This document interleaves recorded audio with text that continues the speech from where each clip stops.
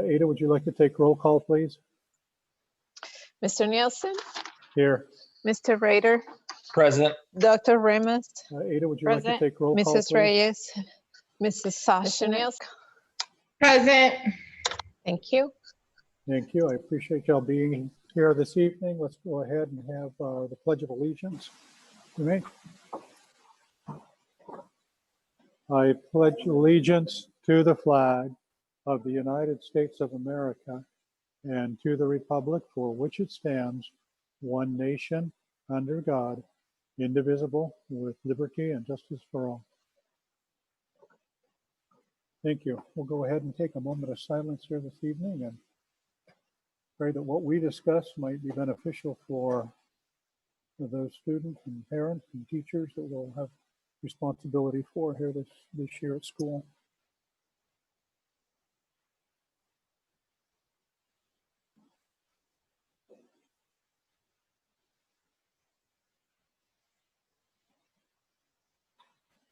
Okay, thank you very much. Ada, do we have a call to the public at all this evening? I need to unmute myself. No, Mr. Nielsen, we do not. Thank you. Well, then we'll go to item number 6. Ms. Kinder, would you like to go ahead and present that proposal for the expenditure for budget? Thank you, Mr. President. Members of the board, we are here tonight to review our proposed expenditure budget for fiscal year 2021. Some of the things that we'll be discussing tonight is our timeline, our typical budget timeline, as well as our budget formula factors. We're going to review our estimated ADM along with our historical ADM, take a look at our M&O budget calculations. Also, the assessed valuation history and the tax rate history will be reviewed. By statute, we're going to talk about our truth in taxation, and then we'll close up with some COVID-related funding.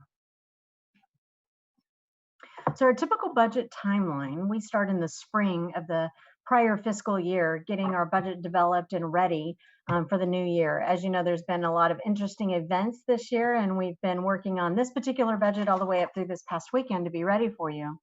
So we're at the June 2020 proposed budget approval tonight. At our July meeting, we will present the adopted budget for approval. We'll then have our tax rate sets and the tax bills mailed. We'll have an opportunity in December of 2020 for a budget revision, and then the final budget revision of the fiscal year will be due by May 15th of 2021. And the budget that we're beginning to look at tonight will be presented to the board as the annual financial report in October of 2021. So looking at our budget formula factors, we are using a non-weighted ADM of 5,535.72 for our fiscal 21 proposed budget. This ADM reflects an estimated decline of 4.95% or 288.691 ADM. I'm going to talk about that a little bit more when we get to the next slide. The base level is the factor that our weighted ADM is multiplied against to determine our M&O budget. The percent increase for inflation to the base level is set by the legislature, and the state budget for fiscal 21 includes an inflation adjustment of 1.74%. This provides for an increase of $72.22 per weighted ADM. In addition, the state's approved budget includes funds for a teacher salary increase. The state took the amounts that districts around the state reported for fiscal 18 teacher pay increase and extrapolated that amount to equate to a 5% increase, then divided by the total weighted ADM of the state to determine the base level increase of $83.08 per weighted ADM in M&O funds, which is a total of $155.30 increase for fiscal 21 base level. The remaining of the governor's province funds for fiscal 21 is being paid in the Prop 301 revenue to districts. Our next slide takes a look at our annual ADM, and we review the past 10 years of ADM along with the current year's estimation. Due to current year funding, the district is required to estimate what our fiscal 21 ADM will be and build our proposed and adopted budgets on those projections. As we all know, there are many unknowns for the upcoming months due to the COVID-19 situation, as well as other factors that are playing into the district's budget impact for fiscal 21.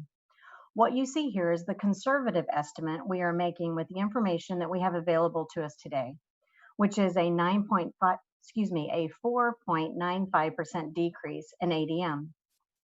Taking a look at the chart, we see that overall we've had a pretty steady increase, with only 2 years in this time frame showing a decrease.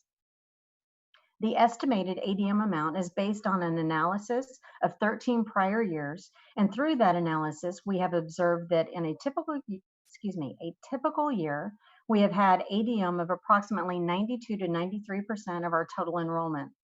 Based on that analysis and our estimated enrollment of approximately 5,966 students for this fall, we are estimating ADM of 5,535. That will be an increase for the beginning of the fiscal year 2021. As we progress through the year, we will have opportunities for budget revisions that will allow for a budget increase as our ADM grows. Taking a look at M&O budget calculations, you see here that our calculated 2021 base support level is $31,627,000. With 2021 transportation revenue control limit of $685,000, which total gives us a 2021 revenue control limit of $32,312,000. Our M&O override is based on previous year ADM. So for that particular calculation, we are seeing an increase of 6.68% for an override amount of $5,150,000. We are currently estimating a carry forward of just over 3%, but that can still be a bit fluid because we're having a lot of orders that we're trying to get in by the end of the year. We are showing the transfer of funds to the Energy Savings Fund, just the same as we have done for the past 2 years. And then we have additional Prop 123 funds, which is a 50% increase over fiscal year 20 with an additional estimated $119,000. Providing for an overall 2021 general budget limit of $38,665,000. This is just over a 1% decrease from fiscal 20 for a difference of $426,000. Our next slide takes a look at our primary assessed valuation history. In reviewing our district's assessed valuation, we show the last few years of the recession with the property value showing a decline in 2011 through 13. We saw a slow increase in the valuation of the years 2014 through 16, with an exceptional increase in the most recent 4 years of assessed valuation. As you've heard in previous presentations, Prop 117 limits the annual growth of existing property to only 5% annually. However, growth from reclassification of property and construction is not limited. Therefore, this upswing in value is credited to new construction in the district and the conversion of vacant land to residential properties. With the new development plans that have been shared with the district and developers meeting with the City of Avondale for zoning and plat approvals, it is expected that we will continue to see a higher than 5% AV growth in the next few years as well. Now let's look at our tax rate history. So here we're looking back at tax rates plus 10 years back at tax rates plus our current projection. And using preliminary calculations, we are estimating the tax rate for fiscal year 2021 to have a slight decrease of just over 7 cents. So this is our combined tax rate. We have 2 types of tax rates that are applied to the assessed valuation. The primary tax rate funds are M&O, district additional assistance, and adjacent ways. And the secondary tax rate funds are voter approved bonds and overrides. This here is showing our total combined. That means for a $100,000 home, annual taxes would be $558.62. Now with our truth and taxation. Truth and taxation statutes deal only with the amounts of levy of adjacent ways, and it is funded on the primary tax rate, as we just discussed, and is authorized by the governing board. Littleton has set a levy for adjacent ways of $950,000 in the fiscal 2021 budget. Therefore, a truth and taxation notice and hearing are required, and that will be fulfilled in our July meeting when we have our public hearing. Our publication for truth and taxation requires that we post the levy amount for a $100,000 home with the levy and without.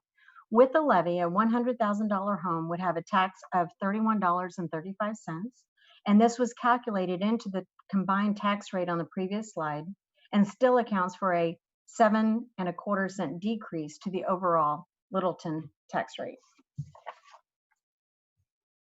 Our final slide discusses COVID-related funding. The CARES Act that we have all heard a lot about is the Coronavirus Aid, Relief, and Economic Security Act, and it's consisting of $2 trillion relief package, of which $100 billion is to be distributed to state, local, and tribal governments. Of those funds, a subsection is designated as Elementary and Secondary Schools Emergency Relief Fund, and you'll hear that referred to as ESSER funds. It is designated to support K-12 schools to respond to the COVID-19 pandemic, as well as the declaration of statewide school closures and the impacts of those closures into the fiscal 2021 year. ADE determined Littleton ESD's allocation of the ESSER funds to be $961,634, and these funds are set aside in fund number 326. These funds are flexible and may be used by LEAs as determined by local needs to offset the decrease in local revenues as caused by COVID and or to provide funding for personnel or items now necessary due to COVID. These funds are included in the grant funds within your budget package. The Department of Emergency and Military Affairs, also called DEMA, oversees the public assistance program that provides disaster assistance to states, tribes, and local government entities, taxing districts, and houses of worship. This program has provided guidance for applying for public assistance, and we are awaiting our final approval as an eligible entity, which we should receive within the next few days. Once the district receives the approval, we will be able to apply for reimbursement for certain COVID-related expenses that have not been covered by other federal funding. Reimbursement of those expenses is paid to the district at a 75% reimbursement rate. And with that, I would be happy to answer any questions that you may have on the proposed budget.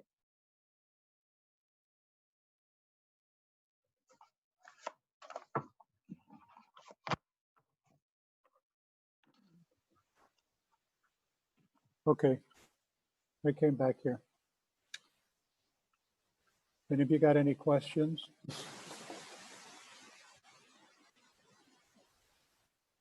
Mr. President, this is Mr. Rader. Just one quick question to Ms. Kinder on the ADM number. If we could just revisit that again. So do we calculate it the exact same way every single year? So we just take our enrollment and use a percentage of that? Or is this a new calculation based on the fact that we have some new schools opening up and we're dealing with a COVID crisis? So, Mr. President and Mr. Rader, members of the board, the calculation ratio from enrollment to ADM is the same that we've used in the past few years. Like I said, it's a 13-year analysis where our enrollment and historically has been our ADM has been 92 to 93% of our enrollment.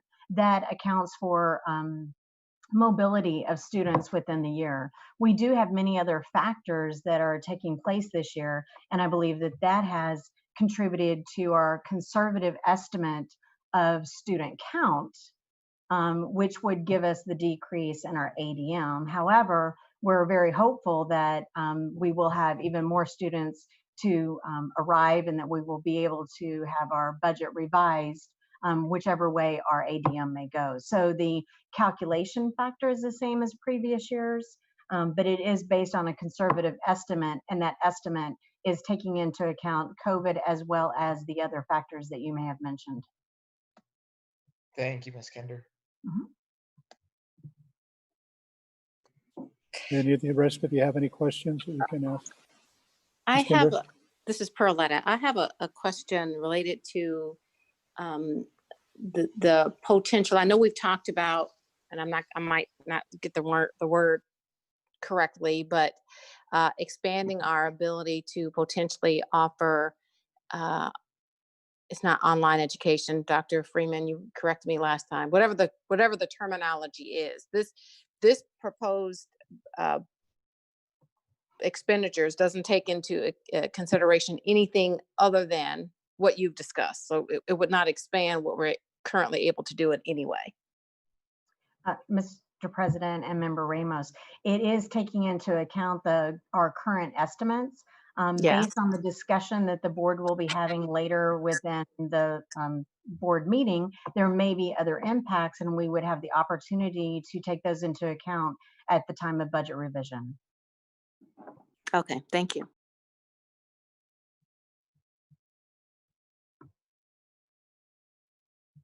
Can you just go ahead and put that page back up there as to when we need to make those, what those dates are, so when we need to do that? I think it was like the second slide or something. The timeline slide would Yes, be. please. Yes. Yeah.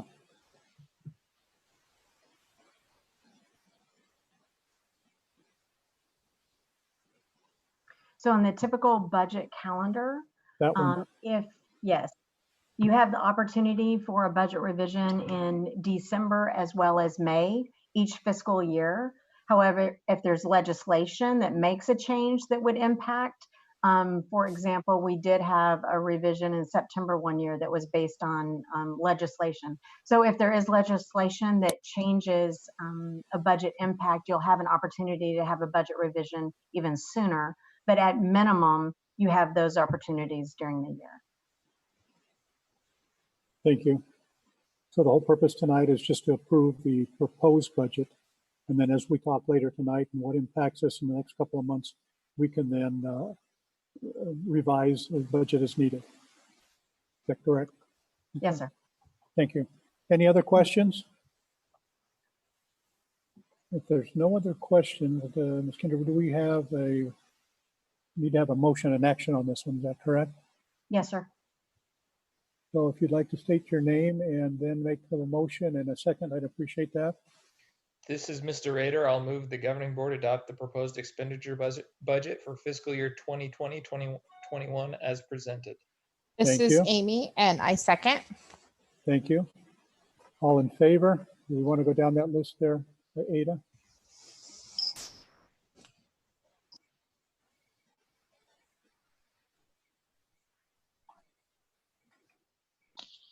Mr. Nielsen, Aye. Mr. Rader, Aye. Dr. Ramos, Yes. Mrs. Reyes, Yes. Ms. Soshinek. Yes. Thank you.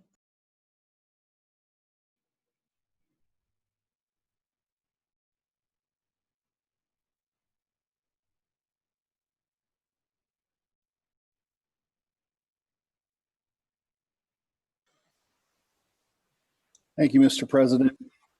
Can everybody hear me? Okay. So item 7, we've put together a number of our recommendations for protocols for implementing the school year, and they are listed separately in the board agenda for us to stop, have questions, clarification, get recommendations from the board. Tonight, we listed these as discussion, and so after we hear feedback from the board, we can determine if anything needs to be converted to an action item and brought back to the board in July. So I'm going to go through these in order of the agenda and kind of stop in between slides and see if members have comments, concerns, suggestions, or things that they'd like to see staff do to prepare for the year. Let me start out with sanitation of facilities and vehicles. So we've reviewed CDC guidelines in Maricopa County Department of Health, and our recommendation is that all of the rooms or vehicles that are occupied are cleaned each day following those recommendations. I think that our facilities people have plans to do some intermittent cleaning as well, up to 4 times a day. Also that we'll have sanitizer available in rooms and in vehicles so that people can make sure their hands are clean before and after going in and out of vehicles and in and out of rooms. We've been purchasing sanitizer and trying to figure out how to package that in the right kind of dispenser so it's easily available to people during the school day. And then additional cleaning routines are added depending on the configuration of the model. So really, as kids are coming and going, we'll be looking at the need for cleaning. We intend to keep kids in cohorts. So the easiest way to think of that would be a classroom of kids. If it's an everyday class, it'll be a regular class size, and they'll be a cohort. But if it's a split flex class, where they're there 2 days, the cohort will be smaller. They'll still stay together. Some of you have probably heard the term bubbles. Those are familiar groups, usually smaller than 10, usually family groups or people you spend a lot of time together with. For instance, our front office people might be a bubble where the school secretary, the office senior, principal, assistant principal spend a lot of time together up in that office area where they're having a lot of familiar interaction during the day. And cleaning between bubbles would be more important than cleaning within the bubble. So some of those are going to vary by the size of group and their location. And the virus is not that hardy with careful and constant cleaning. The chance of spread through surfaces and those kind of things, I think, can be managed with this kind of protocol. Are there any questions about the facilities cleaning so far? Nope. We'll go on to sanitation of people. Of course, hand washing and having sanitation available for people for their hands in their rooms in different locations will be important.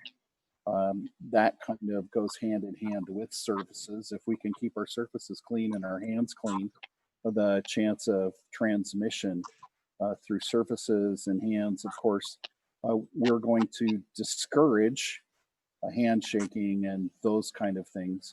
Equipment and materials that were routinely shared in prior years will not be shared this year. There, of course, with some little kids, maybe some incidental sharing where things need to be cleaned afterwards.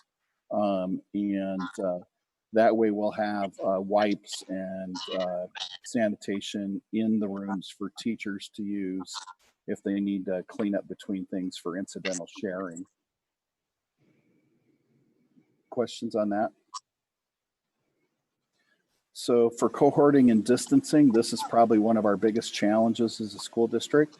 The administration's reviewed those guidelines for social distancing, and we have different levels of social distancing that will come with different models. So students will have that cohort we talked about with whom they'll spend their instructional day together.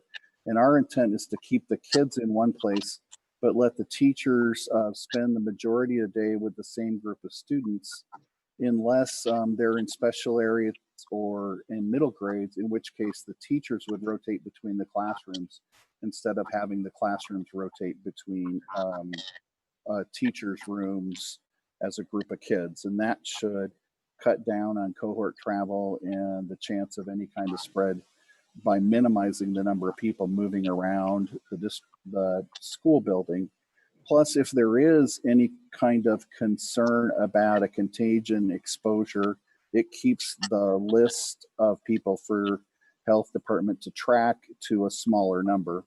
And that's one of the things that the cohort model does, is limit the extent of exposure when you have a lot of people sharing the same building, but not a lot of interaction because they're separated.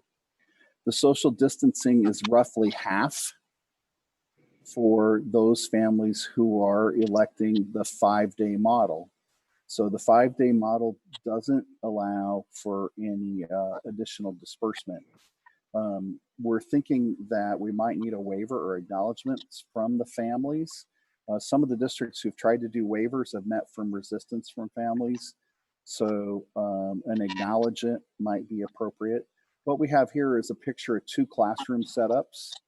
The one on the left is a regular classroom setup.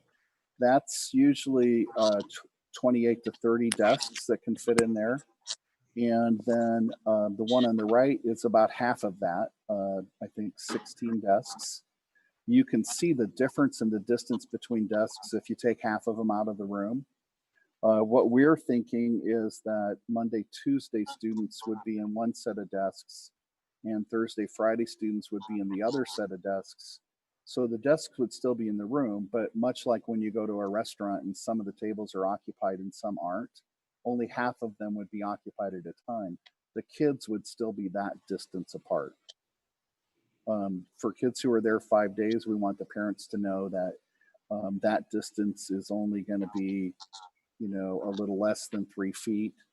And so the ones that are choosing the split week model will have a lot more distance. And then we'll have routines in the building for high traffic areas, such as hallways, doors, where there's narrowing of opportunities for distancing. Floor markers are going to be provided to assist in distancing estimates, and some, you know, we may have some striping or other things going on the floors to help with that. There will be separate specific plans for other resource and auxiliary services that are going to be supported on a case-by-case basis. You might think of this as kids who need OT or PT kind of support during the day, speech therapy, where they're being seen by individuals in small groups, and that will have to be done with specific scheduling on an individual basis.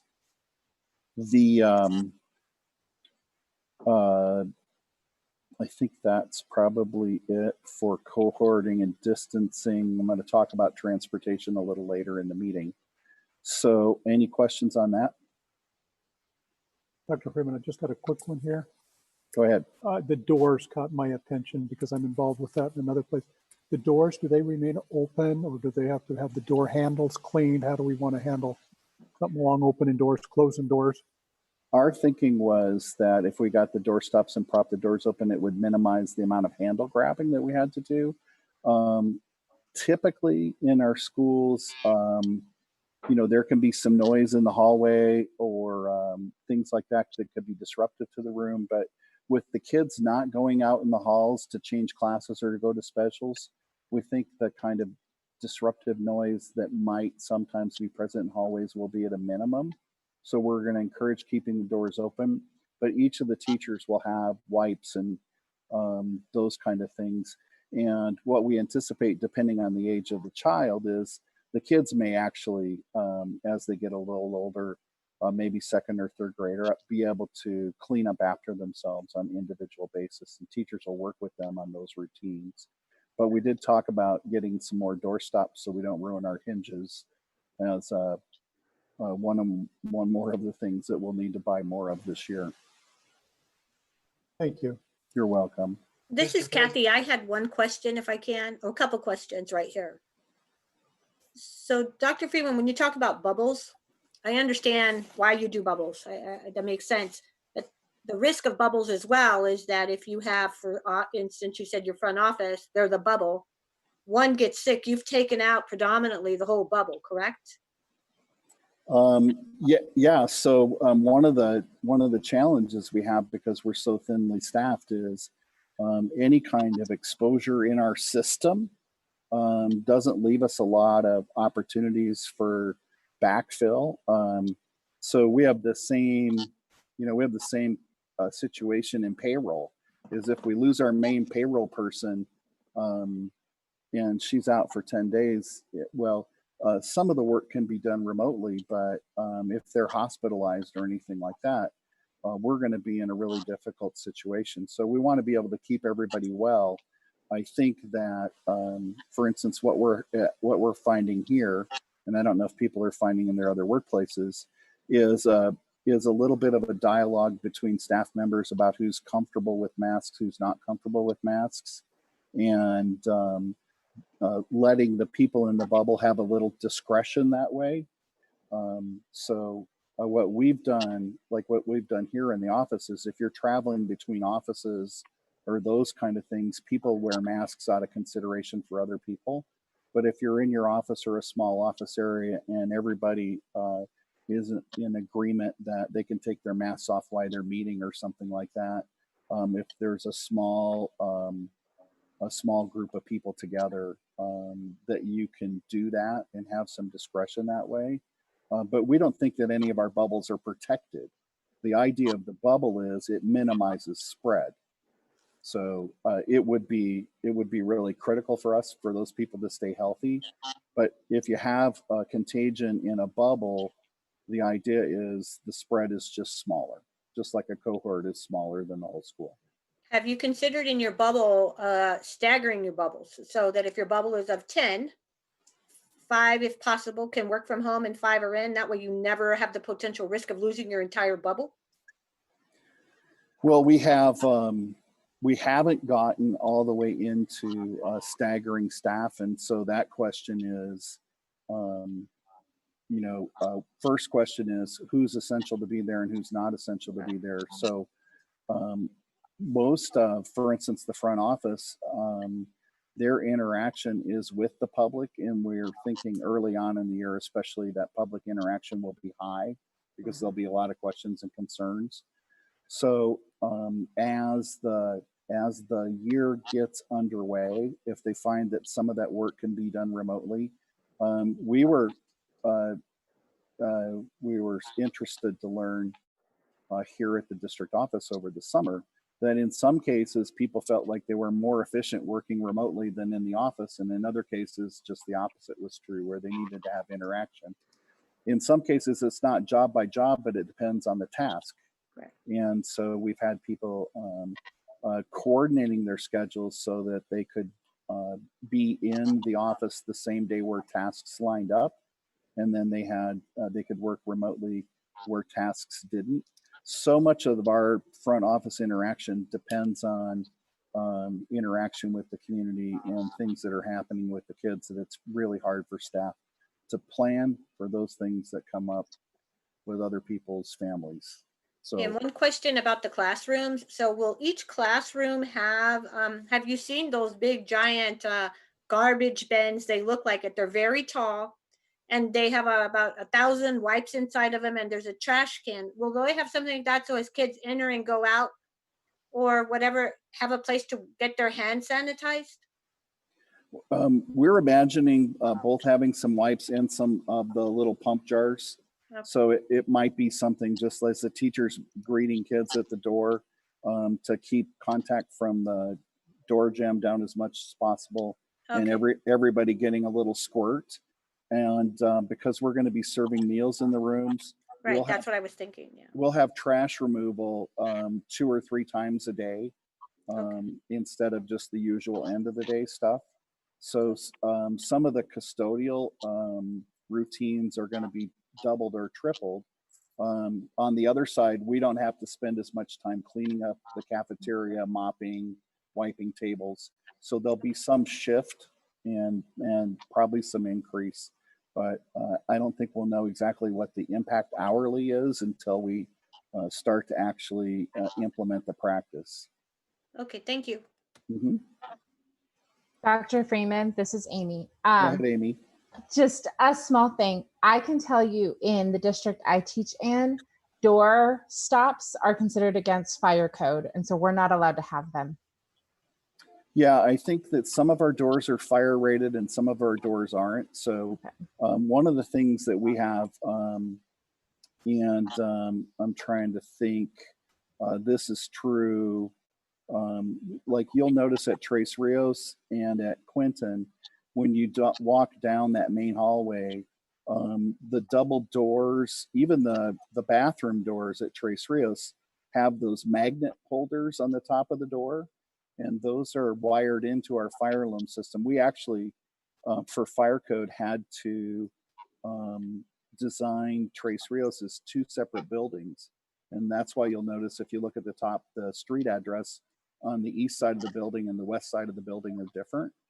And that's because the fire systems are separated by that main hallway, and all those main doors are on electronic switches with the fire alarm in case that's tripped. So I think you bring up a good point, Ms. Sausnick, and we'll check to see what the fire rating and fire code on those doors is. I don't think we're in a position to put electronic openers on all of them, but that is one of the things that other people are looking at, is if you can just tap a button, or we've all gotten used to walking into a store and having the doors slide open automatically on a motion sensor. And I think at one time, people thought that was just a Star Trek thing. So it may be possible in the future that we're going to have more and more entrances like that, but we don't have the capital funds for that retrofitting. So I appreciate you bringing that point to our attention. Mr. President, Dr. Freeman, I guess just a quick question regarding providing teachers with an opportunity to get a break throughout the day. I think, at least in my understanding, probably a lot of the teacher break time occurred during lunch breaks or during transition periods, or if we're in very enclosed bubbles where teachers are responsible for the children essentially, or the students all day long, is there an opportunity that for teachers to get a break away from the classroom as well? Mr. President, Mr. Rader, members, we've got a lot of information for the board on what a typical day schedule would look like when we get to the models. They are pretty similar. So what we've envisioned in the 5.5 hour day is a time for special areas, about a half an hour, where the kids will be supervised by another teacher, as well as maybe some release at lunch, and then a break in between the contact time with the kids and the time that they will spend in doing about an hour's worth of remote supervision. So, and then shortening the length of the day a little bit to be reasonable about that demand on them. But Ms. Vanderwater is going to cover that when we go over the models coming up. And then if you have more questions or concerns, certainly we can make note of them. We have talked about that with the limited amount of moving around, it may create some additional stress and restlessness. And I think that's going to be, maybe more of a challenge for some than others. And depending on the energy level of the kids, it could be quite a challenge. What we're hoping to do is work with our physical ed staff to have brain breaks during the day. And brain breaks would include, kids being up next to their desk, using their large muscles and releasing a little energy. Hopefully the teachers can participate in that as well. Any other questions? So I want to move on to congregating and visitors then. And so we want to have limited access to the facilities and suspend congregating activities until further notice. Like everybody else, we're hopeful that there'll be vaccines and therapeutics in the future, and that we might be able to enjoy some of those things again. We want to expect that visitors wear a mask to enter the office. And I think last time we talked, I don't know that everybody had really strong feelings about masks, but with the spike that's happened in the community in Arizona, we think it's really important for people when they come into that small enclosed area where there could be a greater risk of transmission with people that you don't know very well, that they have masks when they come into our front office. We're going to put up plexiglass shields in the offices above the counters between the staff and people who are visiting. And so they'll be just set in a rail guide and with suspension from the ceiling to keep them stable. We don't want the office to look like it's in lockdown, but we want to be able to keep everybody safe in there. To limit interaction on playground and cafeteria, we're going to serve breakfast and lunch in the classrooms. We're working with the Department of Ed and the federal government to see if for kids who aren't in school every day, if we can provide breakfast and lunch to those kids in another way. And we haven't got any clarification from them at this point. But when they are in school, we'll be serving that in the classroom. We'd like to suspend or postpone the sports and extracurricular activities, at least for the first semester. And then depending on what's happening with community spread later in the fall, decide if we want to try to do some of those extracurricular activities in the second semester. We plan to tape off the play structures so that they're not in use and they're not a vector for spreading. And meet the teacher nights, curriculum nights, assemblies, other performances will all be held virtually. And we've been working on planning for that, how to get word out to parents about how those are going to be held. And communication with families is a challenge for us right now. We're not sure exactly if everybody's receiving everything that we're sending out.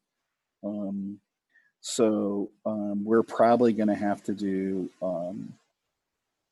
repeated kinds of attempts at trying to get a high percentage of connection with families about those events, but not to have them in person at the start of school or in evenings at school. And we do have some plans for being able to hold large group virtual events. We're thinking that we'll probably get an expanded license for Zoom because it seems to be most familiar to people, and that we can record and broadcast those on our YouTube channel too for people who don't need to have interactive experience, but just want to tend to watch, hear what the teacher has to say and those kind of things, a little bit like we do for board meetings right now. And so that's Congregating and Visitors. Questions about that?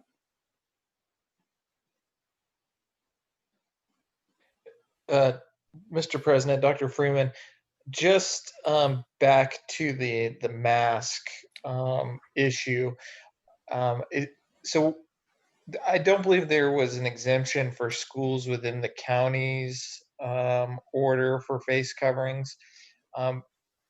And I don't know if you'll be getting to this later, so if you will, feel free to just move on. But are we going to be adhering to the Maricopa County order, correct, and requiring all visitors, students, and staff to be wearing masks?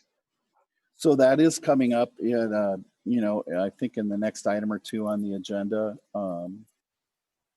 Mr. Rader, and it's one of the things that we want input from the board about how to handle, because we have the county and we have 2 municipalities that we have schools in, and I think that I was just reading, I think the Republic put something out today on maybe 6 or 7 considerations for mask wearing.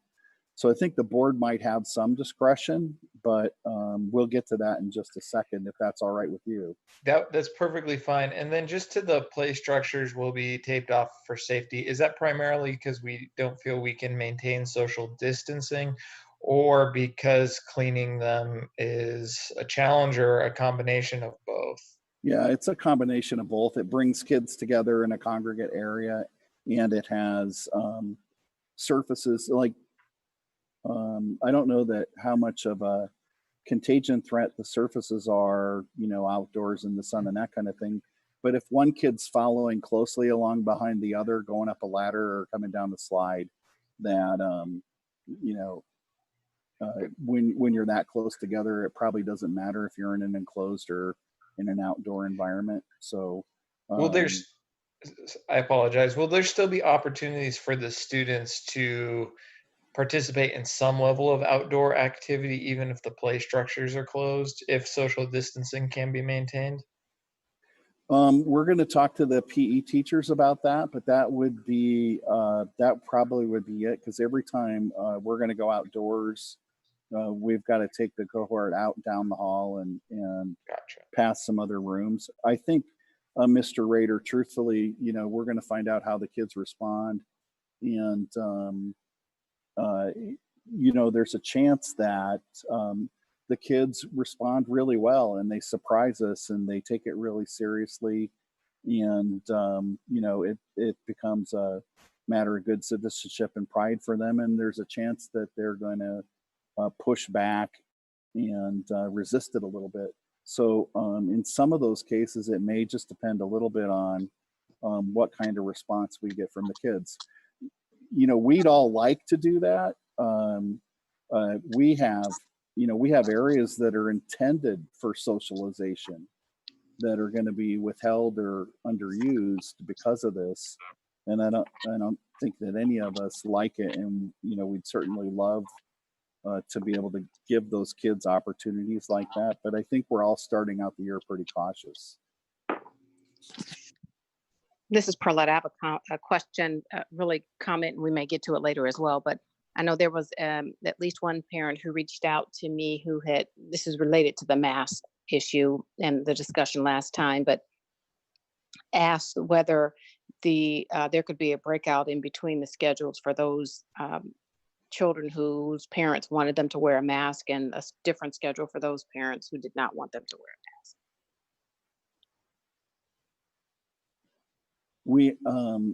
It's a good question, Dr. Ramos.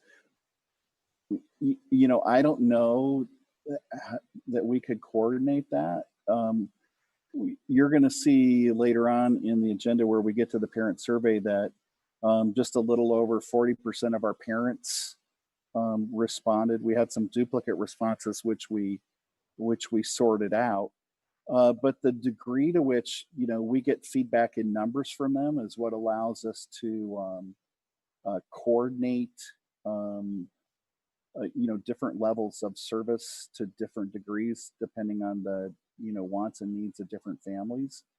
So I don't know how much flexibility we'll have in doing that. We might be able to do something on a by teacher basis, but we're going to need, you know, so for instance, eventually we're going to end up placing all these kids in a teacher's classroom, and then people are going to find out whose class they're in. I mean, if we had more consistent interaction with our families about masked and unmasked classrooms, we might be able to do that. And I think we could certainly add that to our next communication to parents. But I think that would be helpful. Yeah, I think most of them that are really concerned about it, you know, are looking at the Model B or Model C. So, I mean, I get the idea that you can, if you can get your kid in school for 5 days at the level of distancing and PPE you like, then, you know, you can get back to work and those kind of things, and kids will have some social interaction, even if it's limited, which is, you know, probably better than being home all day. And I guess what we might have to do is get school started and then ask parents, you know, once we get them in the door. There's often a reluctance of parents to change teachers once the year gets going, but maybe with health concerns increasing, those priorities would change a little bit.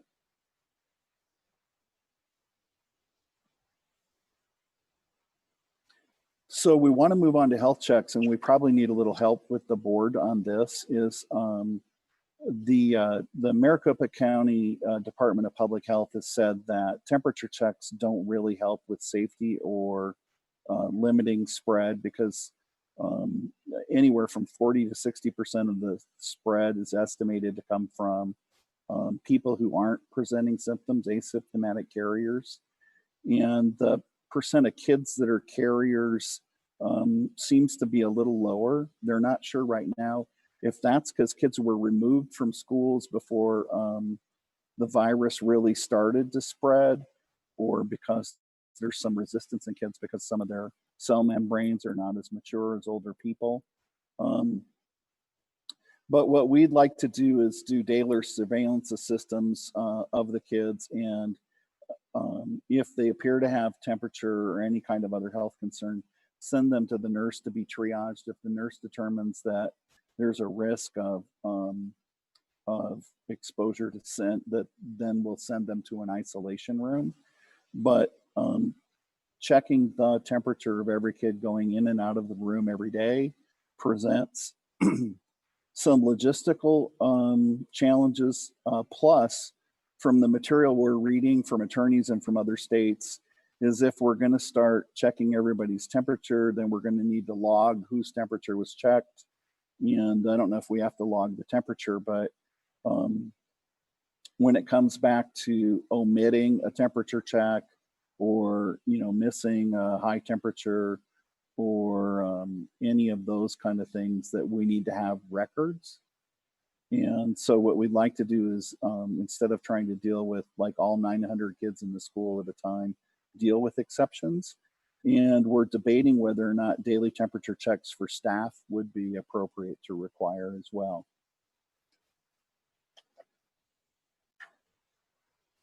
I've read a bit. This is Perlette, if I might, Curtis. He's nodding. Go ahead. Oh, okay. I've read a bit about this and actually have received some updates from our own, my employer's chief medical office staff. And to your point, Dr. Freeman, regarding the taking of temperatures and the presentation of symptoms, actually, and I would go as far as to say the tests that are sometimes done, it's only effective for the moment, right? It can't address whether someone will walk out and get infected. So that the idea that we would perhaps test, and or I know you didn't mention testing, but or even take the temperature, that almost to some degree would set up a false sense of security, quote unquote. Because if someone didn't present with the temperature, then that might imply, at least to some, that they could be lax on some of the other precautions. I agree. Yeah. If I can, Curtis, this is Kathy. I would mimic Dr. Ramos's comments. We also did a lot of checking in our office as well, and went as far as to buy the temperature checking devices, the thermometers, if you will. We bought them. And then after advice from several different legal counsels, in-house, out-house counsels, it was determined no. We decided not to do it for all the reasons specified. Plus, there was a issue of checking staff temperature and making them wait while they're in line and paying them overtime, where they may have to gather back behind the door. There was questions concerning a lot of different issues. So I am really not a big fan, or don't think that it proves that it is valid to do it. So I don't think it's valid at this point. We were concerned about HIPAA requirements for the adults as well. Yeah, we were advised that once you check a temperature, depending on how you log it, it's considered a medical record, and who has the right to review it becomes a big issue, far bigger than I even realized. So yeah, I think you are correct. So I think, typically if a child is sent to the nurse for some kind of concern or distress, and the nurse takes their temperature, that's appropriate. But we probably won't go beyond that, and that would be part of the information that we would give parents when we called them, if we're concerned about the health or well-being of any child. So moving on then to isolation, we have asked all the principals to designate a place for people to isolate if there's a suspicion that they might be a carrier, and we're looking at getting equipment for that room. We've secured some gloves and gowns and those kind of things for people who would be monitoring that room if there was a suspect of somebody who might be carrying COVID, for extra protection for that staff. And that, we don't anticipate opening the room with people in it on the first day, but preparing all of the equipment and extra protection that somebody who's supervising that might need. Of course, putting putting communication out to families, and then getting a hold of families if we're concerned about their well-being. If there is spread in the school or spread in the community, it's possible that Maricopa County would close the school up to 10 days. And so we're preparing to be able to get that word out to families basically overnight, that the school will switch to remote learning the next day. And so you'll hear more from Ms. Vandewater later in the meeting, but there will be a lot of overlapping approaches to the models, so that families can shift from having digitally immersed instruction either in the school or in the home that is familiar in either place. So the idea would be that the mode of learning is transferable to different locations, but is still facilitated by a teacher just in a different way. And so after 10 days, we would have to communicate with them that they were able to come back to school. And we don't know if those intermittent closures will happen often or never, but we're going to prepare for them like they're a real contingency. And so, so those are probably the two considerations in isolation: is school closing and limiting the interaction of kids who may have COVID virus present. Curtis, this is Kathy. I have a question before we move on isolation. So I understand Maricopa County Health Department may dictate the closure. I certainly understand that. But what do you do, and how are you prepared to find out? So if you send a child to isolation and the nurse says they appear to be unwell, they go home, and the parent elects to call you and tell you they tested positive for COVID. And then you have 2 or 3 more parents telling you they tested positive. Now, this is voluntarily telling you, right? At what point are you prepared to shut the school down, or do you have the authority to do that? And if so, then would you also switch to flex out of school closure? And are you prepared to do that? President Nielsen, Ms. Reyes. So these are some of the really pointed questions superintendents have been making to the county. And so we're under the understanding we're going to get another round of clarification from them. What they've told us is if there's a child or two who has to go home, is that child will be home for 10 days, but the school may not necessarily close. Right. So they'll have multiple factors they're considering in determining whether individuals are going to be gone for 10 days or the whole school needs to close for 10 days. And we'll rely on the county to tell us that. There is a gap in the communication. So it's possible that we don't know about a health concern, but the parents take their kids to the doctor. The doctor reports that to the county, and the county calls us. Right. That in some cases may take 3 days. Right. So, so there is, in any one of these situations where somebody may be a carrier and other people may be exposed, a delay in reporting and a delay in responding. That's what the county tells us.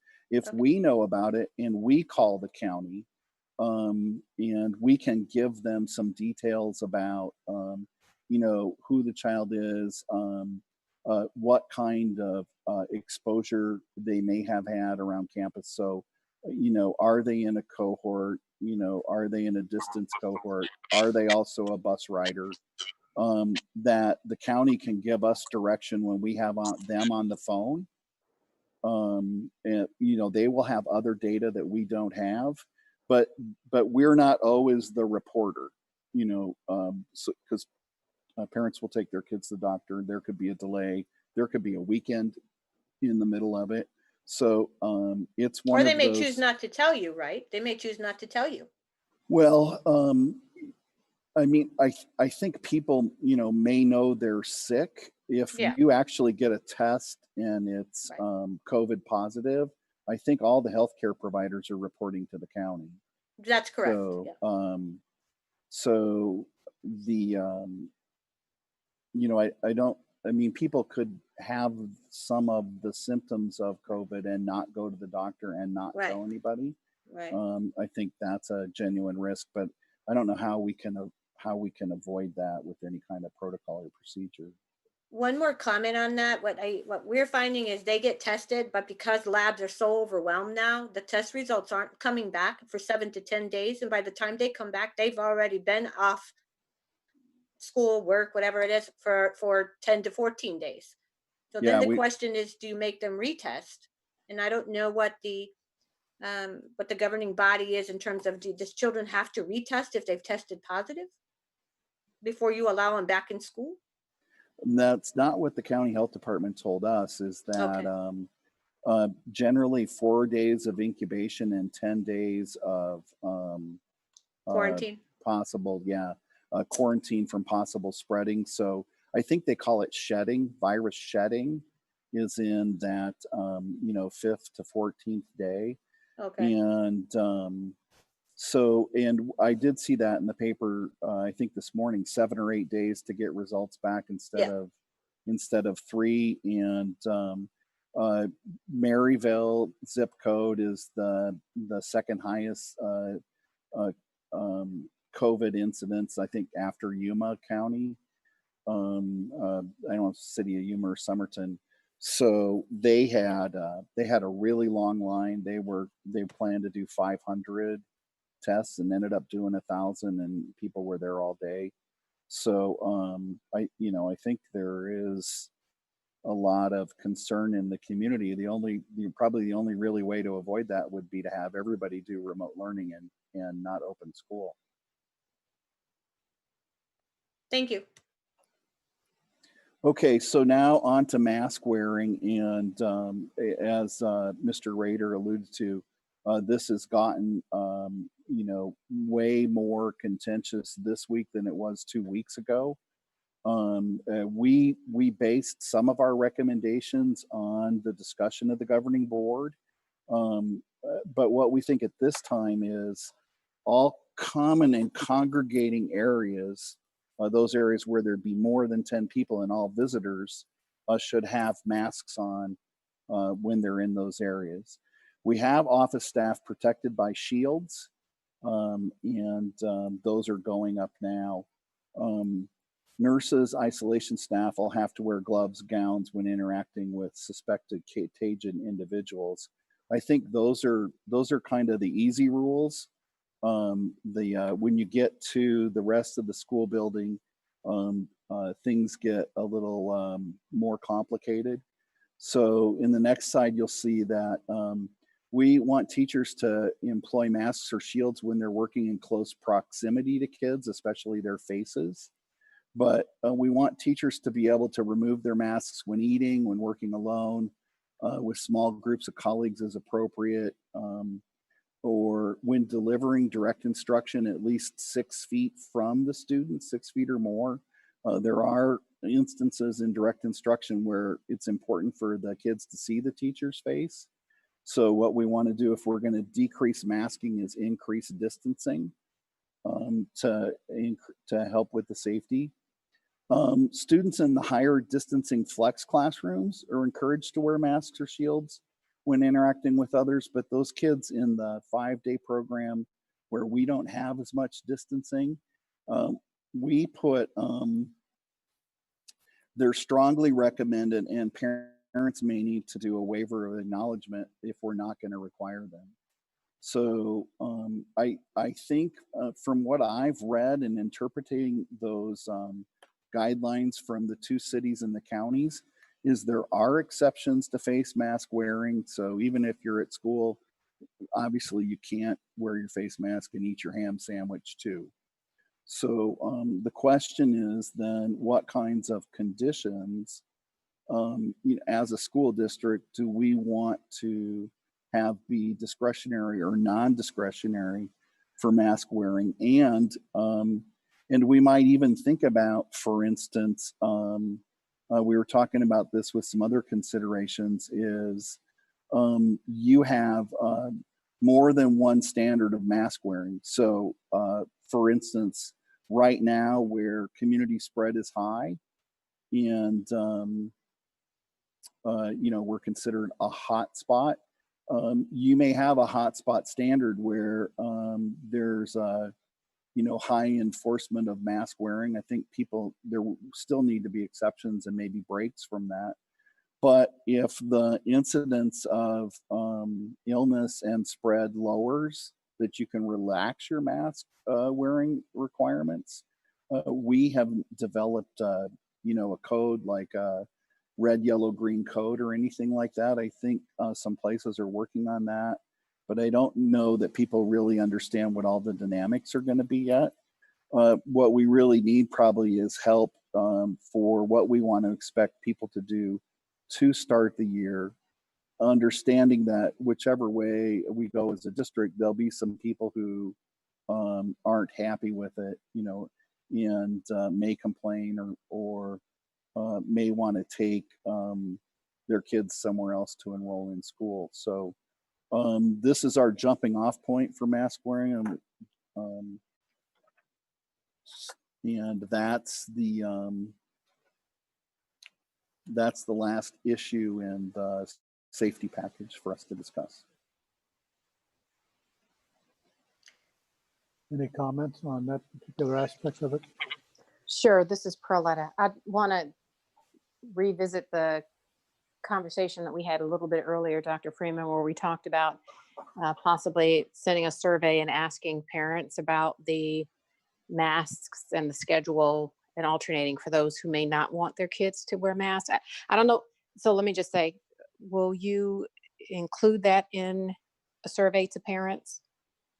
So the communication plan that we envisioned, Dr. Remus, was a first letter saying that the board was going to consider 3 models and which of those models they'd be interested in. Our idea is after we meet tonight and get a better idea of what the board's thinking is to send them some information that has all of this clarification as part of it, and that maybe asking them to designate a first and second choice for where they want their child to be placed. And what you're going to hear when we get past the transportation item is some of the survey results. And the challenge we had is parent response in the mid 40%. So that leaves the majority of families not responding, and us having to pick essentially a type of model placement for their kid and or for their children. And so we're hoping that with more information that we can gather more about that. We'd really be offering 2 A models then, an A model that has a strict mask requirement and an A model that doesn't. And we think even that some of those variations may have to do with the age of the child. Just trying to police a stringent mask model with 6 and 7-year-olds might limit the amount of actual teaching that could go on during the day because you're mask chasing. So we have concerns about probably both extremes of the spectrum, like rigid mask wearing and cavalier mask wearing. Those are probably the 2 hardest things because of one, management, and the other because of potential spread. But there's no reason we can't ask them if they're choosing choice A, if they have a strong feeling about relaxed mask rules or stringent mask rules, because we do need to go out and ask them one more time. What we thought was the third communication we'd have with them would be, here's where we've placed your child. We have some ideas or guidelines about how we might make those placements if we don't hear from parents. So it's not a problem to add a clarifying question like that for the communication plan that we already have. Mr. Thank you. Nelson. Go ahead, I'm Mr. sorry. Anyone else? Mr. President, Dr. Freeman, I guess my concern about asking parents is this a discretionary decision for the school board to make, or does the Maricopa County order, which requires masks to be worn in all areas of public accommodation, take that choice out of our hands? Because I'd hate to send a note to parents asking them what they feel comfortable with. We adopt a policy and you're going to get a call from the Maricopa County Sheriff's Office or the county health department informing you that we're then out of compliance with the order that's been put in place. So I guess my only concern would be to just make sure that and I don't know what the best mechanism for doing this is, but verifying that we are our policy is in compliance with the county order before we ask an open-ended question to parents, because I'd hate to ask people a question regarding their preference if there really isn't any preference that we can provide under the county's order. I do agree with you regarding enforcement's going to be extremely difficult. And ultimately, if a parent opts out, I think you can opt out for many different reasons, and I don't think we as an organization can then force them to disclose what that potential health reason might be that they would be opting out of a mask requirement. So I do think, from my perspective, some sort of waiver, letting parents know that this is the county policy that students wear a mask. If their student, here are the exceptions and reasons why they might not have to wear a mask, and let them make that determination if one of those exceptions fits their family. And then we can have a further discussion regarding how we enforce discipline on the mask rule. Well, thank you, Mr. Rader. We, that part of the challenge for us is, other agencies and other rules keep rolling out communication to us. And so, for instance, we anticipate an announcement by the governor tomorrow clarifying some things for public schools, but our board meeting's tonight. So some of the things we're talking about tonight may change after tomorrow as well. I think that,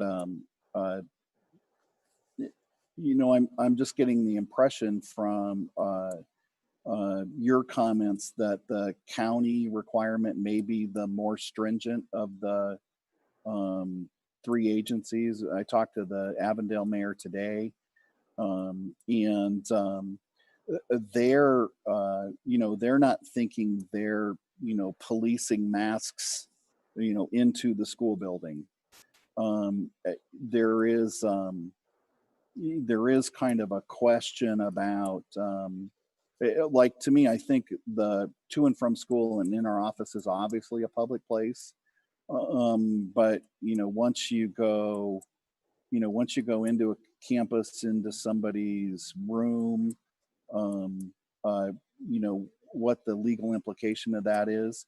We did just receive a brief from school attorneys, and we're getting guidance from our insurance carrier, our property and liability insurance carrier.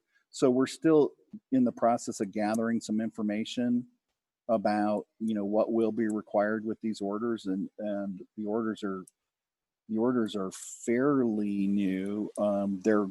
We know there has to be exceptions and accommodations made in certain cases. So your point's well taken. If we have a limit to discretion, we probably need to honor that, and make sure parents are aware of that, and probably then use reasonable discretion on our own part as to what kind of response and consequences the district would expect to have for kids and families that didn't have a mask. So we talked about, for instance, a kid who shows up at a bus stop.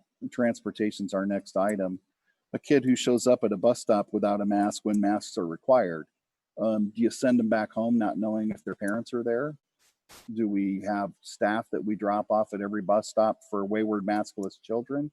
At a certain point, you know, these requirements become really untenable and manageable for us. So it's one of the challenges with all of these things is the degree of compliance other people will have and the degree of supervision we're going to be required to provide. But you know, unless another board member wants to weigh in, I think your point's well taken that we probably shouldn't have anything in policy written that contradicts a superseding agency. Curtis, this is Kathy. I just have some comments. Yes, ma'am. I agree determining what supersedes what and where is critical, so we'll know, make sure we are in compliance. I think that's a very good point. But I also think, Dr. Freeman, you raised an excellent point. I do think we have to comply with, you know, parents or entering into the building. I mean, to me, that's kind of a given. They need to have a mask coming in. But what happens once you get deep inside the school, for a lack of a better word, I do think that raises an interesting point, and I don't know what the intention was when Maricopa County issued it. I can tell you, when you enter the City Hall building, there's a security guard. It looks pretty intimidating, okay? You enter into the City Hall and there's a security guard there with masks, and we're asking that, we're no longer strongly recommending, we're asking that you take a mask and put it on. Now, if you have different criteria as a medical condition, of course, that goes without saying, you know, obviously we need to provide services. But really, there hasn't been a great opposition. I think people, there's always the few, but for the most part, people understand that the order that's been issued and are willing to comply. The part of where you get inside the building and you're roaming around in the building, which is what you're talking about, Dr. Freeman, becomes the challenge. So my only comment on that is on the mask wearing slide that you had, when there's 10 or more, I think was the criteria, if I still recall that correctly, that you highly recommend or strongly recommend a mask. Where did you get 10 from? Because I think more of the criteria is if there's not the ability to social distance.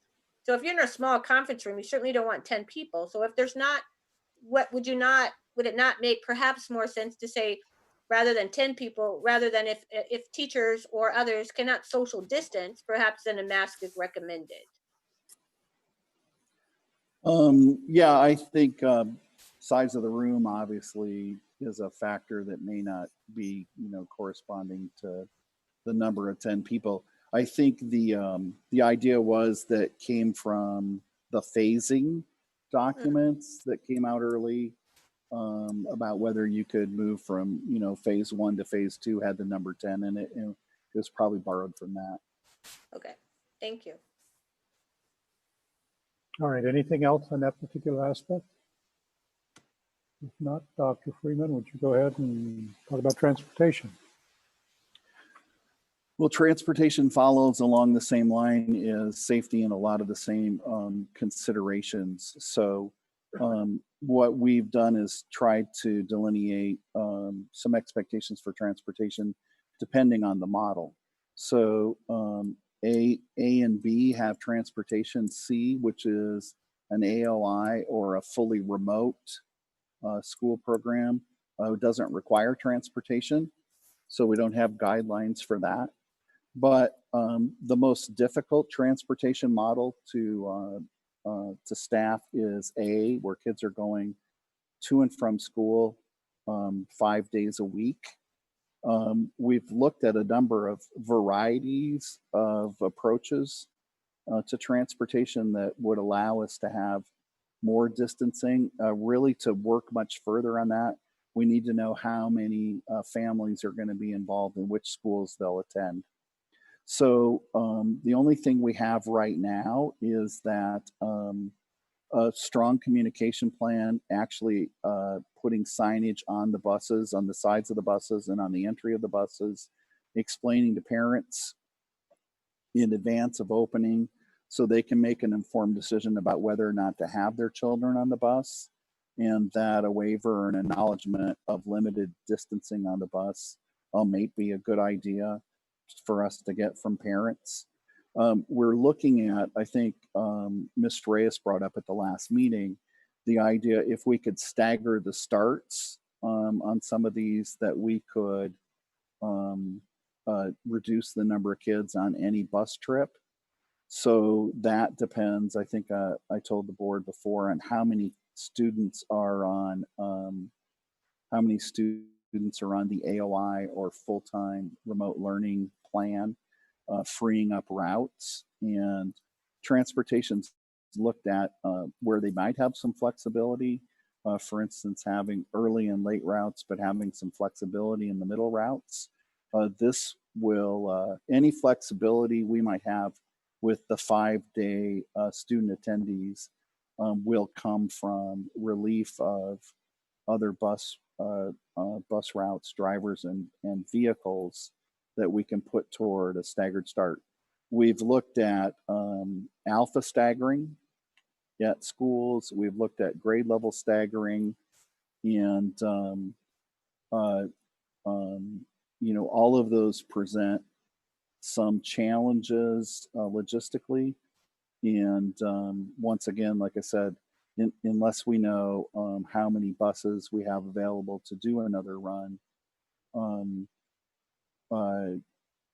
we're going to have a challenge pinning that down. So we really need to get more survey feedback commitment from parents to be able to move forward on a transportation accommodation for that model. The B group students that are in the flex model, by reducing the number of kids in the classroom, they're also reducing the number of riders on the bus. So half the number of riders will be on each route, and we have precautions for the driver at the door. They will be in each route trying to leave the seat behind the driver and the seat across from the driver vacant to reduce any kind of surface spread. And if there is a kid who does present some symptoms, you know, bring them to the front of the bus where they can be monitored and maybe sheltered while they're there. We have some challenges in requiring masks, and I think to Ms. Reyes's comment and what you're seeing in other places is if people show up and don't have a mask or forgot their mask, then we're providing masks. And so if we're going to require them, we're probably going to have to provide them. And we've been able to purchase some, but you know, we certainly don't have enough for a mask for every kid every day. And you know, we're going to need some cooperation and some compliance with parents helping with that. But if we're going to require masks on buses, then we're probably going to need to give each of the bus driver a box of masks so they have them when a kid forgets, because you know, I don't think we can leave the kid at the bus stop for non-compliance.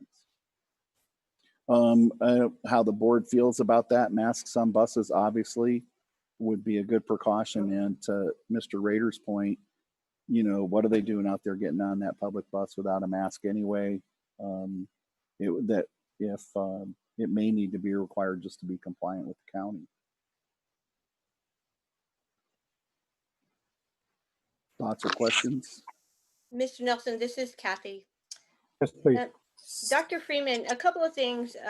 First, I know we're looking at offering 3 different models.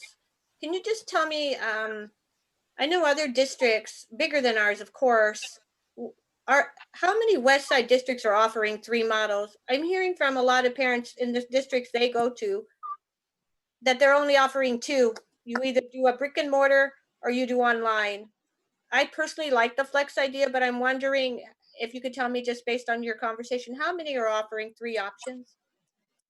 I don't know about the West Valley. I know that people are surveying those to see what the interest of parents is.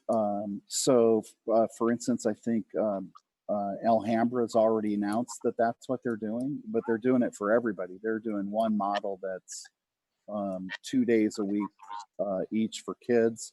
I think Cartwright went to a 4-day week, and I think they may be also alternating in class attendance. The reservation, Ms. Reyes, is that unless we get flexibility from the governor or the legislature, the potential loss of funding from not being able to count kids for not being in seats.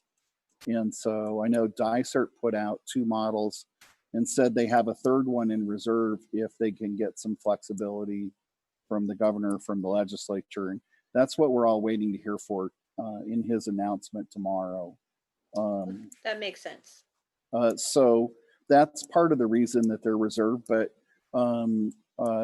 Kyrene put out 3 models and asked the parents to choose. And so there is, it's a unique blend. It allows the kids to get to school with the least amount of threat from spread, but it doesn't allow the parents to get back to work 5 days a week. And so in some communities where parents can mix going into the office and staying home to work, it's probably a little more viable than in communities where parents need to be at work to earn money because they're punching a time card. So I'm sure it varies all across the valley.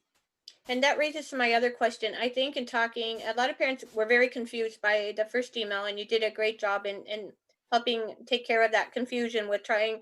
Parents were concerned that they were choosing A, B, or C in the very beginning, and they were concerned not understanding it. But I think your clarity on the email did a great job of saying, no, this is kind of the first choice. But I am hearing a lot of people like the flex school, the parents. I probably got 20 parents that's talked to me. They like the flex school option, but here's the take: they like it now because a lot of employers are pushing back, bringing employees back to work. Right? That's been pushed back, so they're thinking it's great. Right? They're at home. They can help with their children. What I'm concerned about is when the employers push back and say, parents now come back to work. You've picked this flex model that no longer who's going to watch your children on Tuesdays and Thursdays or whatever. And parents go, wait a minute, this isn't working. I want to go to model A. I want to go back to the brick and mortar. Are we going to allow that flexibility, or will we have the capability to allow it? Well, President Nielsen, Ms. Reyes, I think probably this is going to be a better question for the next item when we talk about models. Okay. But I'll just editorialize for a minute here. I think I think what we're hearing is these kinds of issues with big social disruption, a new virus, and those kind of things are going to be part of our life going forward, and that COVID's probably here to stay, and there may be further mutations or other things happening. And so the approach that we're taking here is the combination of digitally infused learning activities that when facilitated by the teacher and supported at home can happen in school, where you have the chance to have other kinds of socialization, interaction, extracurricular activities and those things, or away from school, is that really we're going to have to be able to move as an institution back and forth between those two settings, depending on what's happening in the environment, in the school, and the community. And that probably going forward is going to be real life for everybody. And so getting the school system up to speed with that kind of consistency in delivery and the ability to switch from where the kids are sitting when they're learning, and our ability to increase parent engagement to provide the support, daily check-in that we're going to need them to do instead of being passive partners to be more active partners, are all things that are challenges for us to undertake as we start these models. So I don't think necessarily any of these are going to be set in concrete. I expect to see them evolving, and actually, I think as Mr. Rader referred, not last meeting, but the meeting before, envisioning kind of a whole new delivery model and kind of engagement of kids and families going forward. That in some ways, the COVID pandemic is going to catalyze changes in the K-12 system in delivering instruction. And then what we think is going to be really important is the engagement of the whole family with the learning and supporting that. You know, that's been an issue for about 10% of our families. It probably will continue to be. And, you know, it may be one of those things that where differences in opportunity are really, you know, brought to the forefront more, just like the pandemic has in so many other areas of our society. I think maybe when Ms. Vanderwater goes through the models, you'll probably have some answers and you'll probably have some more questions too. Thank you. Mm-hmm. Kathy, I was just going to say, I've got 2 sons that have been told that they're not even going to think about coming back to the office until after Labor Day. And then a couple of nephews that are working from home, and they've got the same thing. They said that come Labor Day, we'll reevaluate and see what we want to do. But for now, that leads to give them an idea of when, you know, there's at least a review that'll be coming. Maybe we need to do the same type of thing. We get in, get started, and then there'll have to be a review. I don't know what it is, and see where we go forward. That's good. Good to know. Thank you. All right, if there's no other questions on that one, shall we get into the models? Ms. Vanderwater, would you like to come forward and show us what you got here? Good evening, President Nielsen, members of the governing board, Dr. Freeman, executive team and community. This evening, we are providing the board with information on changes to the instructional delivery models and the instructional day for the opening of schools 2021. The information shared will include model selection data from the parents and staff, and then a description of what each of the models would look like in a typical school day. We would like to begin by sharing the parent and teacher survey data provided on the 3 model options, A being full-time in-person learning, B being flexible distance learning, and C being full-time digital learning. And first, Ms. Chizzy will share the survey data, and then I'll come back and discuss information on the instructional delivery models and the instructional day. So Ms. Chizzy. Thank you, Ms. Vanderwater. Mr. President, Governing Board, as you are aware, we have been seeking feedback from our community to help guide the decisions about how to reopen the schools for the new school year. We continue to use a variety of methods to engage our families, and efforts include the use of the auto dialer, social media, our websites, and text messages to alert families. And what we were trying to do was tell them we were gathering information to help assist with your discussions tonight. The information that I am presenting is a result of the school reopening survey that was sent out since our last board meeting. And as Dr. Freeman already said, we received responses for just over 40% of our students.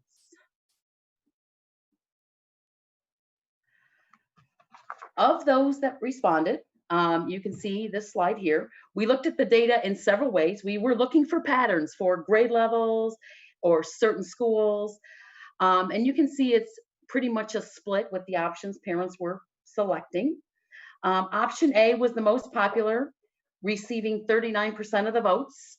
Option A means our families are asking that their students return to the classroom all days possible. That's the 5 days in option. 32% of our families have asked that their students participate in schools online, completely online, and not coming in. And 29% are requesting the hybrid model, where the students attend part of the time and spend the days not assigned to come to school learning at home. The next number I'd like you to note is that 94% of all who responded, people who responded, whether they chose an online model or not, say that they have an internet connection at home. And 82% report that they have a device at home so their children could participate in distance learning, should the need be. So this slide shows how our student data looks. Nationally, we are seeing numbers that show that 2/3 of parents are in support of the hybrid model, where students go to class maybe 2 or 3 times a week and then work at home on the other days. And what we're seeing, about 1/3 of our parents selected that option.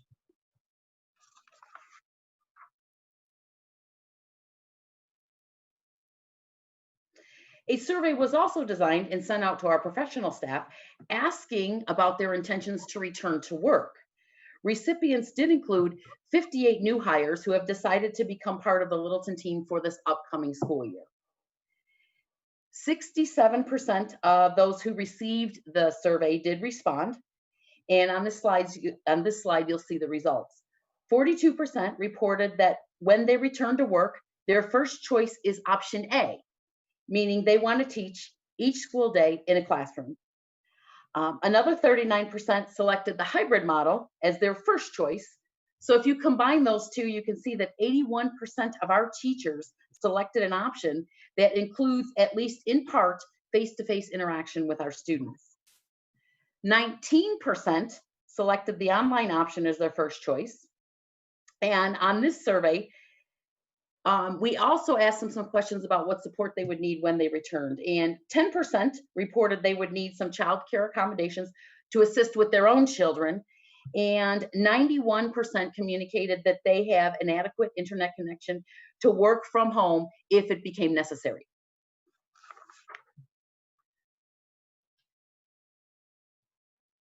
So this graph represents the first choice of delivery models that our teachers chose. At this time, our staff results are not following the national trends being reported. We have seen polls showing that 20 to 25% of teachers are not planning to return to the classroom. We have an amazing team of teachers, and we are seeing that less than 1% at this point think that they might not return. So now what I'd like to do is turn the presentation back to Ms. Vanderwater so she can go over the details of the 3 delivery models currently up for discussions, unless you have any questions for me. Any questions about survey results or anything along that line? If not, Ms. Vanderwater, back to you. Thank you. Thank you, Ms. Chizzy. Now I'll be sharing each one of the instructional delivery models and the instructional day for each one of the proposed models A, B, and C. Model A, which is full-time in-person learning, will allow for kindergarten through 3rd grade students to attend school Monday through Friday for 4.5 hours, which equates to 270 minutes daily, and 4th through 8th grade students Monday through Friday for 5.5 hours, which is 330 minutes daily. If transportation allows, we will be able to stagger the start or end times, to allow for social distancing guidelines. All students kindergarten through 8th grade would receive instruction from their teacher in the areas of English language arts, math, science, and history, social sciences. Students would eat breakfast for approximately 15 to 20 minutes and lunch for approximately 30 to 35 minutes within the classroom, and also receive social emotional learning activities and special area classes all within their classroom. We will be able to have students remain with the same groupings and have the same staff throughout the day. We will design schedules for middle school students to allow for the same groupings of students to move from subject to subject as much as possible. To allow for consistency in learning and a seamless process between home and school, teachers will provide Monday through Friday virtual support, virtual office hours, and virtual small group intervention and extension activities to provide students with an opportunity to deepen their understanding of concepts and skills, ask questions, and engage in small group activities with their peers. Within the school day and at home, students will have instruction and/or learning for 7 hours a day, and teachers will instruct in person and virtually. The platform that will be utilized for instruction at school and at home will be Google Classroom and its features like Google Meet to allow for an online virtual conferencing option. In today's changing world, students need to leave school with a set of technological skills that can help them compete in the world's job market. And Google Classroom will offer our students many benefits during this instructional delivery model. Using Google Classroom, students will have access in school and at home to digital materials. Because everything is posted online, Google Classroom gives students access to materials no matter where they are. Students who are absent can easily access classroom materials from home if necessary. Because teachers will be able to set up many different classrooms, Google Classroom is a great tool for differentiation. If teachers are working on a concept in class and have groups working at 2 different levels, they can create 2 different classes for that unit and support students easily when they are at home. Google Classroom is a great flexible way to ensure that every student gets just what they need. Students and teachers will be working in Google Drive, so everything saves automatically, and teachers can provide feedback on assignments and grade them within the platform.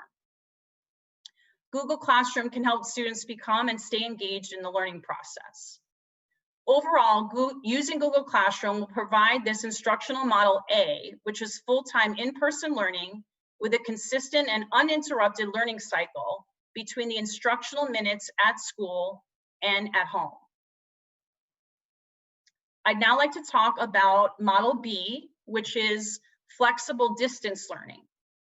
Flexible distance learning will allow for kindergarten through 8th grade students to attend school, 2 days a week in A and B cohort groupings, with one group attending on Monday and Tuesday and another group attending on Thursday and Friday for approximately 330 minutes daily, which equates to 5.5 hours.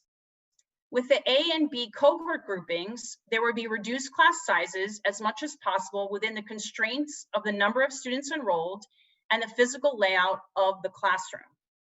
Students would be assigned to specific attendance schedules, with the remainder of instructional time to be completed through distance learning. This model reduces student presence sufficiently to allow student distancing guidelines to be used. All students, kindergarten through 8th grade, would receive instruction from their teacher in the areas of English language arts, math, science, as well as history, social sciences.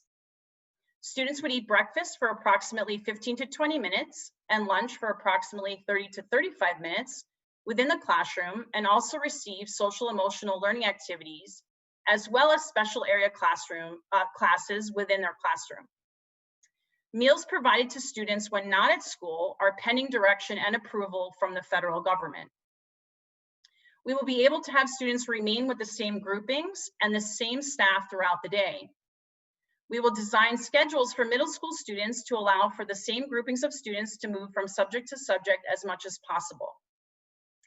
To allow for consistency in learning and a seamless process between the home and school, teachers will provide Monday through Friday virtual support, virtual office hours, as well as virtual small group intervention and extension activities, again, to provide students with the opportunity to not only deepen their understanding of concepts and skills, but ask questions of the teacher as well as their peers. Virtual flexible learning and support and office hours will be a minimum of 60 minutes a day per student. And on Wednesday, when students are at home, teachers will provide virtual small group intervention, extension, and office hours for a minimum of 120 minutes. Within the school day and at home, students will have instruction and are learning for 7 hours a day, and teachers will instruct in person as well as virtually. Again, the platform that will be utilized for instruction at home and at school will be Google Classroom, just like Model A. Google Classroom will provide this instructional model of flexible distant learning with a consistent and uninterrupted learning cycle between the instructional minutes and at school and at home. I'd like to now talk about Model C, which is full-time digital learning.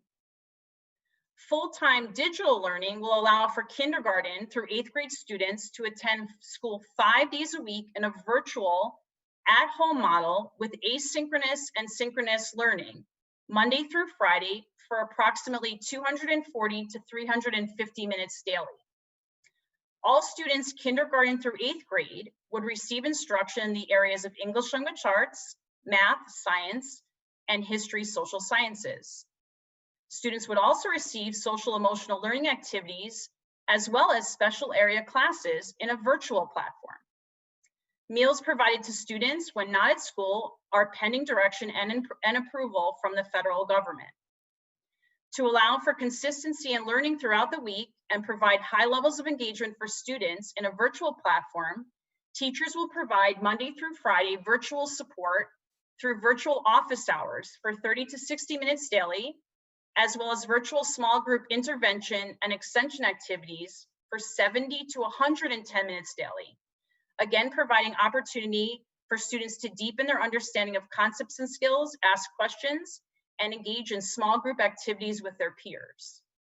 The platform that will be utilized for full-time digital learning and instruction, again, will be Google Classroom, just like models A and B. Google Classroom will provide this instructional model, full-time digital learning with a consistent learning cycle with teacher-guided instruction, independent learning and practice, and engagement with peers. There will also be opportunities for parents to engage with their students in the virtual setting and provide their parental support to learning. The district will provide training and support for parents to learn about the Google Classroom platform and how to get engaged in all three models. If the county closes for 10 days because of another outbreak, the full-time in-person 5-day schedule would shift to 5 days of remote learning, along with the flexible distant learning model would shift to 5 days of remote learning. No instructional time will be lost as the planning and preparation allows for teachers to use the Google Classroom and Google Meets platform seamlessly. All three models would allow for accommodations and modifications to be made for students with individualized education plans and 504 plans. If a parent requests an enrollment in a specific program, an IEP team will come together to review this request and determine if the student's needs can be met in that environment and make recommendations if not. Our Exceptional Student Services Department will be working with teams to ensure the needs of students are met and there is collaboration between the school and families. With the changes to the instructional delivery models for school opening, in any of our three options, all IEPs will be reviewed to ensure a free and appropriate education in the least restrictive environment. All three models allow for our school district to meet the requirements for our English language learners, and all three models would be able to adhere to the assessment plan decided by the state for 2021, along with our Littleton School District's assessment plan. Planning and preparation for teachers would continue to utilize our district adopted resources and curriculum, along with our pacing guides for all 4 subject areas. This would also allow for the consistency between home and school, as well as all 3 models. Model A and B meet the required legislation for full-time student status through the use of instructional minutes, combining at home as well as in-school instruction.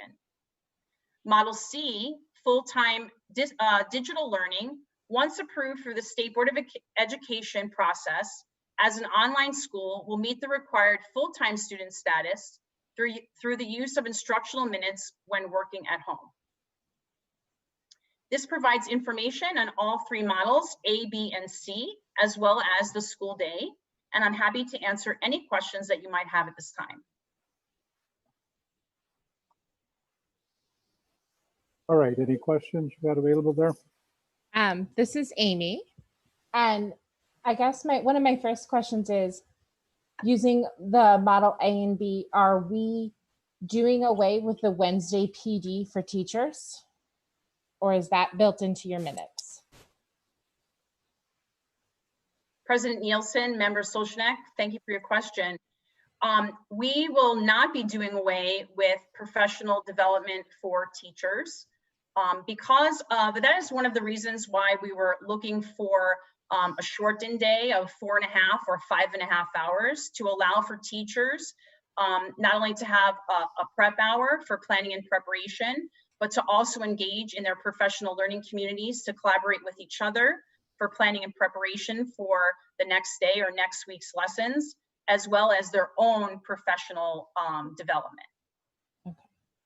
And then, if I may, I had a second question. With option C, the full-time online, are we planning to hire more middle school teachers for that? Because if we have a science teacher at Trace, we can't have that science teacher also teaching either model A or B at Trace, and then as well teaching option C. Or have you guys come up with a plan for that? Because that's where I got confused.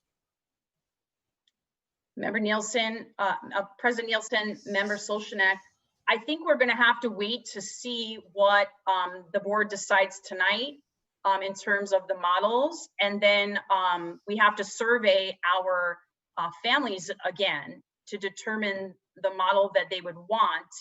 And then, right. I guess my question is, like, I am assuming we are going to have 5th through 8th graders at all of the sites. So we're going to need a content teacher at those sites, but then we're going to need one for the third option if we pass that. And maybe you guys have come up with that. I was trying to imagine it in my head. I think we need to see, the selections in order for us to know exactly how many students would want the full online learning as opposed to the hybrid model. And then we would be able to see how many sections we need and place the teachers accordingly. Okay. There might be, the case where a teacher is not teaching, the same group of students or within the same school setting because of these changes to the instructional day. Okay. Thank you. Thank you. Let me just chime in here to Ms. Susnick's question. So what we've done is we've taken our staffing by teacher homeroom and looked at if a single school could deliver more than one model, or if we have to have a different model at each school. And we were looking at the difference in parent selections by grade level. We were thinking that we'd see some differences between primary grades and middle school grades, and they were mixed. So I think in 2nd and 7th grade, we had the highest number of people picking option B. It didn't lay out in primary, intermediate, and middle strands. So changing models in the same school creates transportation problems. And I don't know if we'll be able to overcome those. So once again, to the point, and Ms. Vanderwater said, we've got to get more cooperation from parents, or we're just going to have to place them in a way that their numbers work for us if we can't hear from them, to make all of these components work together. So I don't, we're looking at if we can have blended models at the same site to kind of keep people with the school they like, but we may not be able to do that. We may have to have a 5-day site and a hybrid site and an online site that are staffed differently. We're still working on that. Any other questions there? Curtis, this is Kathy. I have some questions. Please, Kathy, go ahead. So my questions is similar to Amy, so I'm not going to ask that again. I'm a very, I think I'm a very visual learner. So I just can't quite grasp this in my head. So really at this point, I'm confused as what I'm going to pick, because I'm not sure I quite get it laid out. So if I'm going to a brick and mortar school, and again, I'm just going to use my simple mind, I put Mary on the bus, Mary gets on the bus, Mary comes to school, Mary goes 5 hours or whatever it was, right? Then Mary gets back on the bus and goes home, correct? Now Mary's home and it's 12 o'clock. So parents better be home to pick up Mary at 12, right? Do I have that right so far, just conceptually? Yes, if the school day, for example, for a 3rd grader starts at 8:30, they would maybe be released at 1 o'clock, which would be a 4.5-hour day. Right. So parents need to understand if they're picking the model, this is, like you said, we need to change, but this is very different than what they're used to in terms of having people home to open those doors earlier than normal for those kids. Then I'm going to go in my house and now I'm going to get online to learn for the rest of my day. Do I have that understanding correct? I'm going to go into Google Classroom and I'm going to learn for the rest of the 2 hours or whatever. Yes, at home, a child would be able to log into Google Classroom, and they would have they'd be able to do a combination of things. They would be able to work independently on some practice on the skills that they might have learned at school that day. They would be able to engage with their teacher with some small group instruction. So the teacher would actually use a platform within Google called Google Meets, which is like a video conferencing. So Right. the teacher could support the student or a group of students, intervention and extension. And they could also get together with peers. So the teacher could make a group of 3 or 4 students and work with those students just like they normally would at school, now in a virtual setting.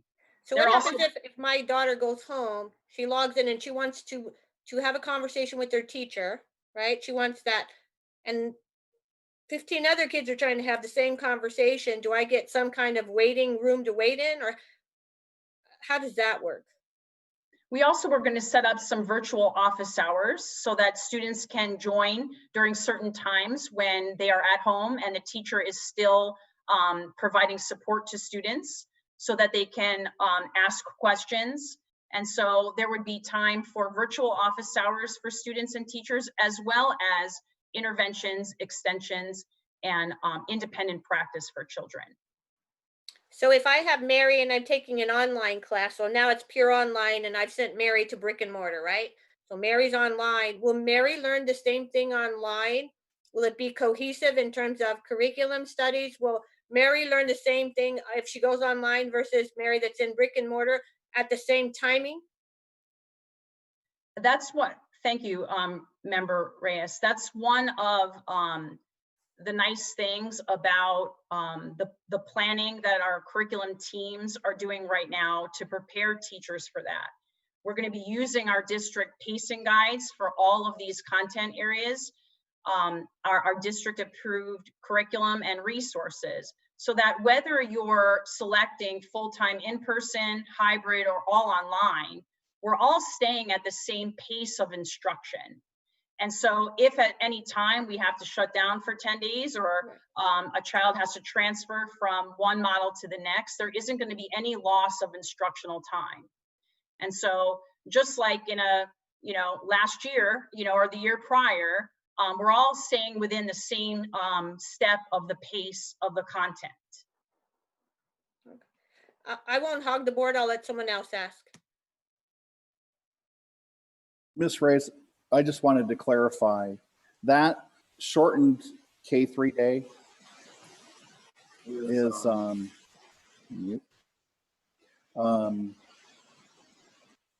is only feasible if we have additional transportation. So, competing with staggering the day for half the parents, the other parents to create transportation separation, or staggering the day with little kids and big kids, because the hour requirement is less for the little kids. That's one option. And so the curriculum people have developed a 4.5 hour day. But if you stagger any other way, all of the kids have the same instructional day. And so we have allocated minute plans for both of those days. And it does create a problem for some families if little kids and big kids aren't on the same schedule. But it does create an opportunity to have fewer kids on the bus. And so those are some of the things that we're wrestling with and wanted all of the members to be aware of. We're not necessarily having a shortened day for the little kids. It's just one of the options that's being evaluated. And like I said, some, transportation factor plays a huge part in whether we can or can't do that. We just may not be able to offer that and everybody's on the same day. And I think to the point of when there's going to be teachers available online, that has to be scheduled just so, teachers can make dinner for their own kids and tuck them in and change diapers and everything else they have to do. So there will be a designated period of time where you would have live access to teacher feedback, and the rest of the time would be independent work. And some kids, need to take a homework home and spend more time on it, and some kids need to spend less. That dynamic would still be the same in a digital learning environment. Some kids, keep up at school and get their work done, and other kids take more time and, need more support. So that's not going to change just because we're changing models. Kids are still going to be that way. Can I ask one more question? Do teachers teach the same number of hours in any of the A, B, or C model? Are they teaching exactly the same number of hours that they would normally teach? Yes. Any other? I just got a quick question along what Kathy was saying there. So if Mary goes to school on Monday, Tuesday, then on Thursday, Friday, she's at home all day and she does her digital learning or her distant learning from home for the whatever 6 hours or whatever. Is that how that works?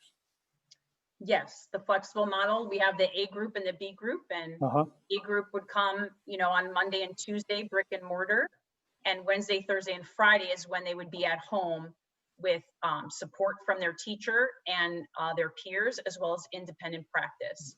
And then the other group would come on Thursday and Friday. Okay. And I think the other question, you said something about attendance in there, and I didn't get exactly down what you said. How do you determine attendance? Is that done electronically? Is that done by roll call in the brick and mortar, or is it done by, we still have something that we need to look at that? Thank you, Member President Nielsen. We are still looking at how we will account for the students when they are doing their home learning, and our technology department is researching that through Google Classroom so that we can account for whether it's when they log in or whether we see how many hours they're in the system. So we're working those details out right now. And I do know that some of that software does exist. I know, again, my son and son-in-law and all whatever else, they click in at 8 o'clock in the morning, and as long as they're online and doing something, they get paid. And if they go to the bathroom, they click out for long enough, or lunch or whatever it is. So I mean, that software or whatever might be available. It's just how it's taken care of. The other one is about for transportation. Do we know any member about the parents that'll actually drop their kids off at school? Is that a question that we've asked? Does that help us with things at all? Yeah, we have had some parents who said that they would do that. We just don't have a good count. And about less than half the kids ride the bus. It's more than a third, less than a half. So it doesn't impact everybody. And one of the criteria we have is the same as school choice is if we can have parents who are in walking distance, attend a school that's close and convenient to home, that helps with all of those other issues as well. Thank you. I guess just other special education. How do we handle those particular young people?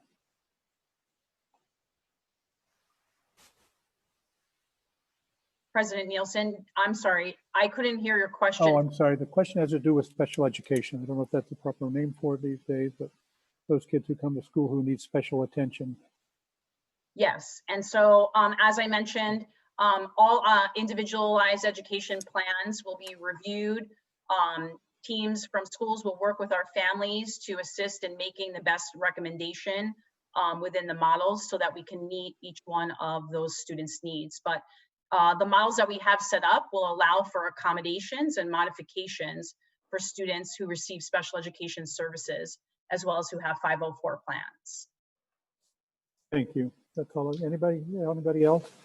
Just one comment, thinking of transportation, if I think you will see as many parents that can bring their children because they're concerned about the bus riding, obvious. My only concern, it's more of a comment, it's already crazy when people drop their kids off in the morning. Traffic's already backed up. People are running over each other, backing up, knocking you down. I'm just thinking of the disaster of bringing more. I mean, of course, it has to happen. I'm merely just, I mean, it's already scary what people do and where they go. Just a comment to how we're going to handle perhaps additional traffic is a little bit frightening. And having kids bunch outside like they were doing, so we'd have to consider, now when kids get off the bus, if they get off at certain times, depending on even if you're staggering times, those doors aren't always open. Kids are commingling right there, depending on what school you go to, right there. And I don't know how you're going to do that if you're going to say you can't drop them off until the school starts, or are we just going to open the door 15 minutes early and say kids go straight to your classroom? So there are more observations and thinking of if people are dropping off their kids, how that's going to look. And I know it's too early. It's just more thought. Thank you, Member Reyes. Those are definitely things that we need to discuss and work out the details for safety during drop off and pickup times, because it is a very busy time. So yes, figuring out the flow and how many gates need to be opened and the directions that people are coming and going, definitely would be important for us to take a look at every property. Mr. President, I just have a couple questions slash comments. I guess my first question would be, and again, if I'm understanding correctly, if we chose all three options as possible for parents, depending on which option you chose would limit which school site you went to, correct?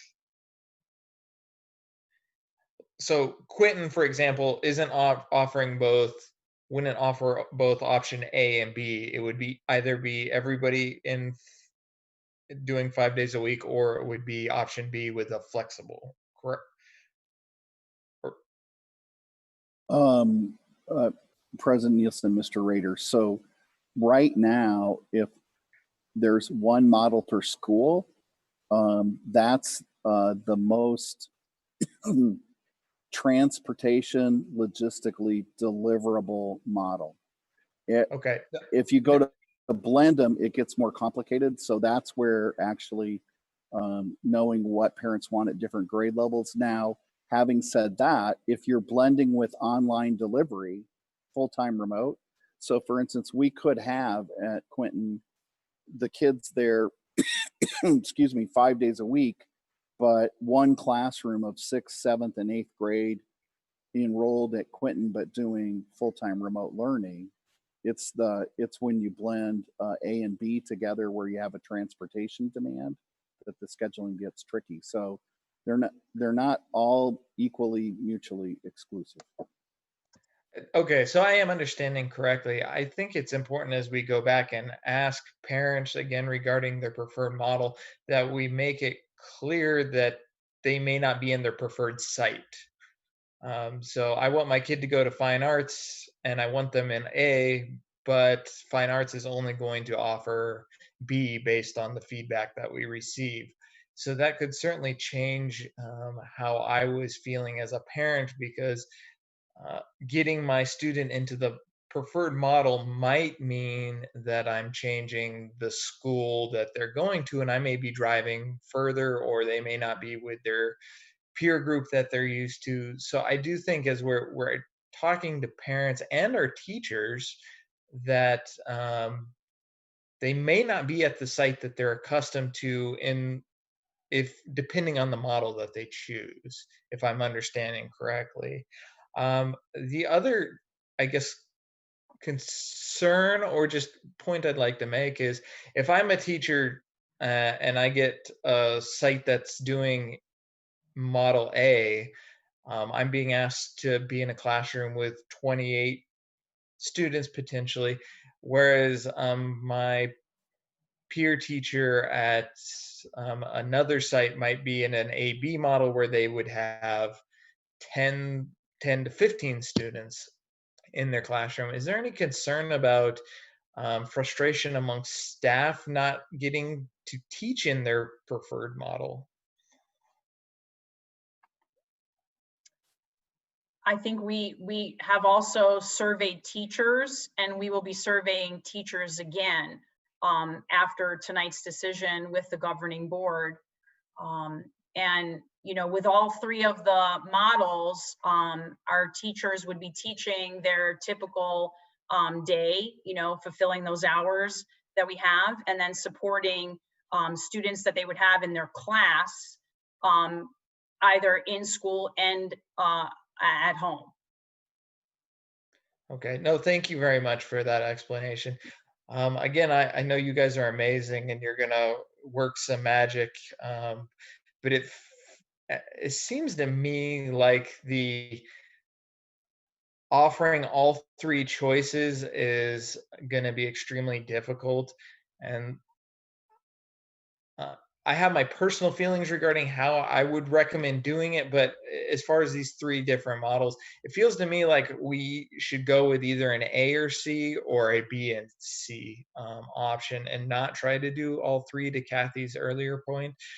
Because as we start to then talk about moving teachers and students from their preferred sites and different teachers than they may be expecting in different cohorts than they're accustomed to. I think that additional movement is also going to cause a lot of issues. And I know everybody's doing the best that they can given the circumstances and all of the unknowns. And again, so much appreciation for staff, but I do think it's going to be tough to try to please all three groups, and you're going to end up assigning folks to models and schools and sites that they don't want to be at.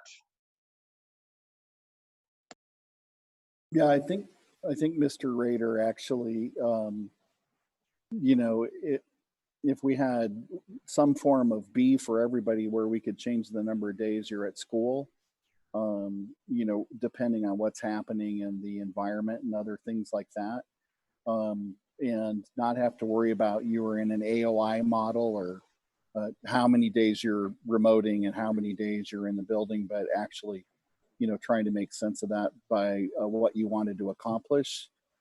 It would be more fair and probably reasonable that way. Right now, the survey data we have has 32% of the parents are the ones that responded anyway, wanting an online option, if you remember that survey data from before. And the teachers didn't line up exactly with that. There was actually a greater percentage of teachers who would do the blended hybrid model than the online. So right now, if we just took those surveys at their face value, some of the teachers who were willing to do hybrid, we would need their help online, which is a little less risky health and safety wise. So I think right now, the way the numbers shake out, it's not going to be an issue for teachers to have to shift from hybrid model to online support. It'll be a training issue, but it won't be a safety issue. And the number of students who wanted 5 days and the number of teachers who were willing to do that was pretty close together. So the alignment right now, teacher interest and family interest, is pretty good as far as having to make a 10% shift from hybrid to online. I think I'm just going to mimic his comments. I think it's great. We want to offer 3 options. I commend all of you for the flexibility. I think it's too much, too soon. I mean, we're opening a school supposedly in what, 5 weeks? And it's a lot. And I don't think parents, I mean, I'm sitting here struggling and you did a great job in explaining the slides, but I'm struggling to understand it. Imagine parents trying to understand it and not being exposed to it. So if the question wasn't asked about will my child not go to the school, I don't know that I would have picked that up. And I would have been extremely disappointed to learn that at the last minute after I picked my choice. So I go back to, I think if possible, we could consider 2 options. And that doesn't mean that we couldn't change to a 3rd next year, but this is a lot to do in 5 weeks. And it's a lot that we don't know. And only 40% of parents responded. We don't know what the other, 60% are thinking. So we don't even have a good half sample of our community. And that concerns me as well. Not that we didn't try, but certainly those 60% will be the ones that speak the loudest. So yeah, I think I have to think that we're doing too much too fast and too many unknowns that we're not going to control, and it's going to be a little bit chaotic. And as far as teachers learning online, I think that I'm not a teacher. Amy could speak better to it, but I think that's a whole learning curve in itself. And so for she's nodding. So for them to jump out and go, oh, we're going to train them. I mean, I know anything I would do that I'm very used to, if nothing else, it's a style difference, right? So I think even that's going to be a substantial challenge just to get them ready in 5 weeks among all the other things. So more my comments than anything. Thank you. Any others? I think from what John had said there, just a thought that came to me, if we do have a lockdown in the middle of this and you got brick and mortar there, whoever, if it's a singular school, they've got to go home and then they're forced into the B and C model or whatever might be. My preferences might be that way, as online or availability with whether we have this or know what's going to happen. I mean, we all want to get back to school, but at the same time, I think we ought to err on the side of caution and say, okay, if this does happen and we do have one kid or one student that shows positive at whatever school it might be, we got to close it down. maybe we do that one, and then it's accommodated so that can be done there. The other question I had, if they pick their schools and want to go to fine arts, are we going to continue to have choirs and band and all that other stuff? Because I know from the church, we've been taking the hymn books out of the church so we can't sing because they didn't want to spend because of the singing, but that's irrelevant. But that caught my attention about the choruses and choirs, whatever else. President Nielsen, oh, sorry, Dr. Go Freeman. ahead. I was just going to add that we are working right now with our special area teachers in finding innovative and unique ways to continue to provide physical education and fine arts and performing arts to our students within the classroom, as well as in the virtual setting. There are, apps that can be used. There are definitely some unique resources out there today so that we can continue to engage our students in the, special area types of learning. Wouldn't look the same, but it would still exist.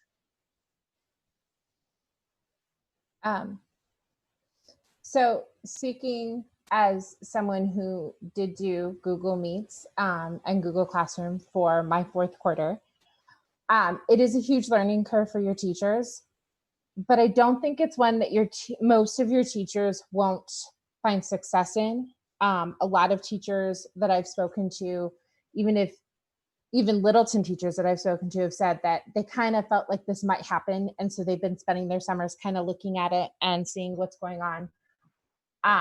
A key thing with it is letting your teachers still be professionals and being the creative that they are. And so you're not trying to force them into one model of how to teach ELA or how to teach math, because we hired them to be teachers. You have to let them be teachers and still, of course, follow the maps and use the curriculum that we've adopted, but allow them to be creative and be the professionals that they are. And I know that as a district we'll do that.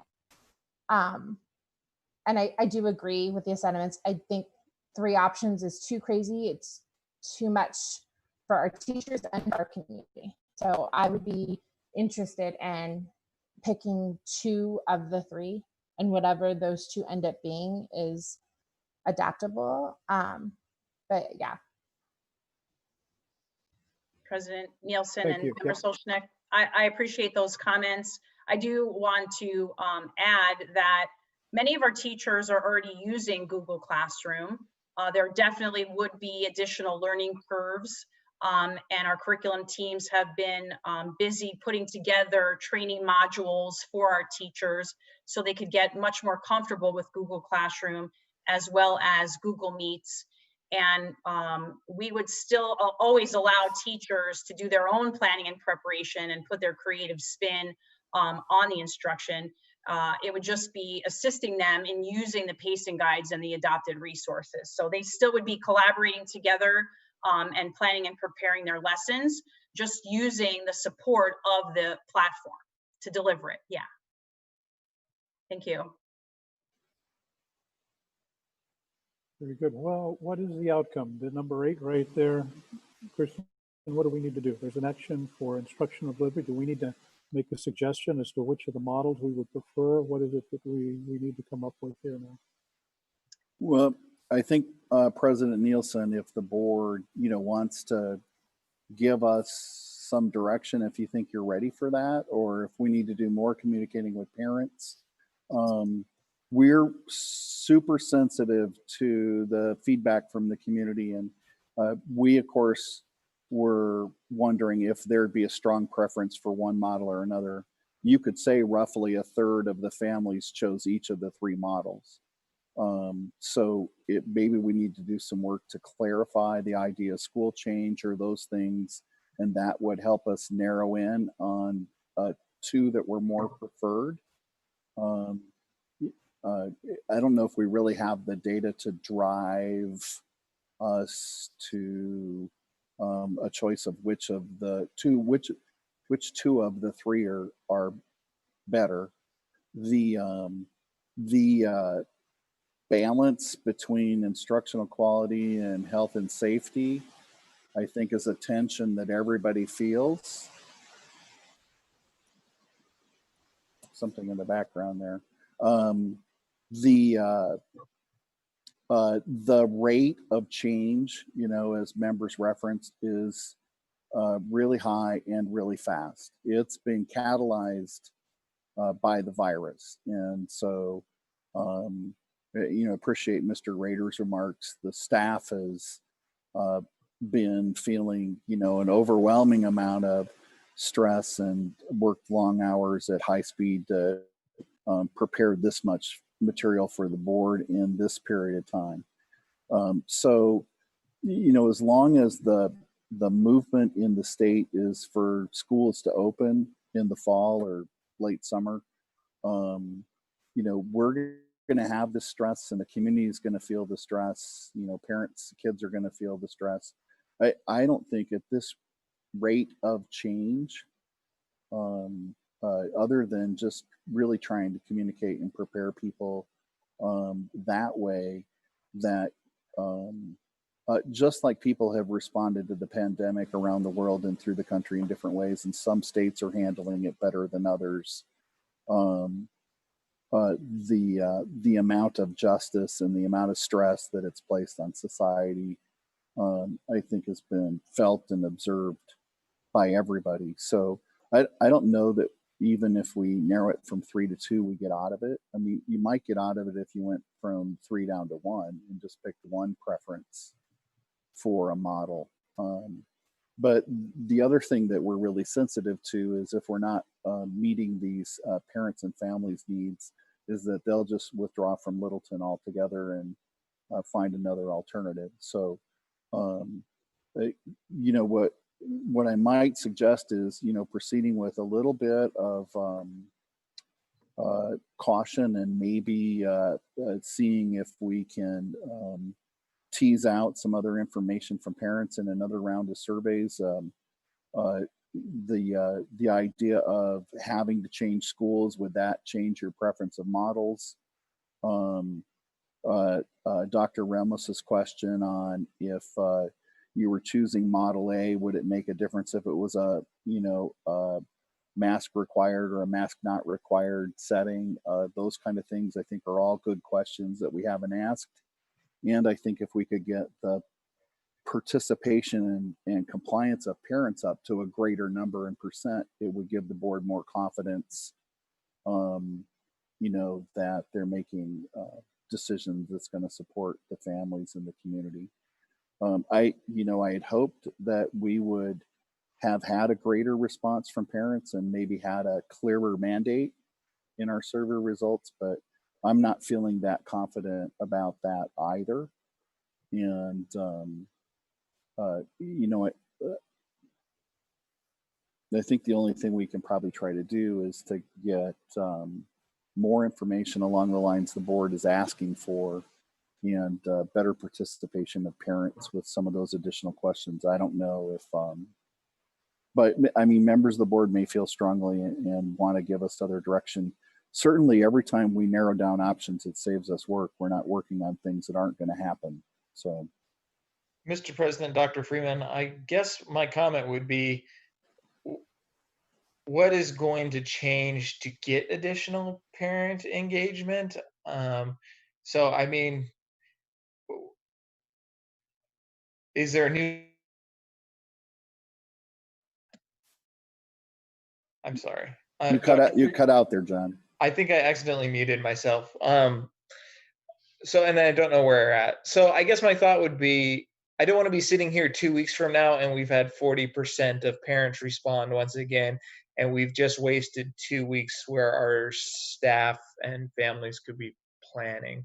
So if we are going to delay once again, I don't know if there's a different strategy we can employ as teachers or staff to get that number up. But I could easily see a scenario where we're kind of at a third with 40% replying 2 weeks from now.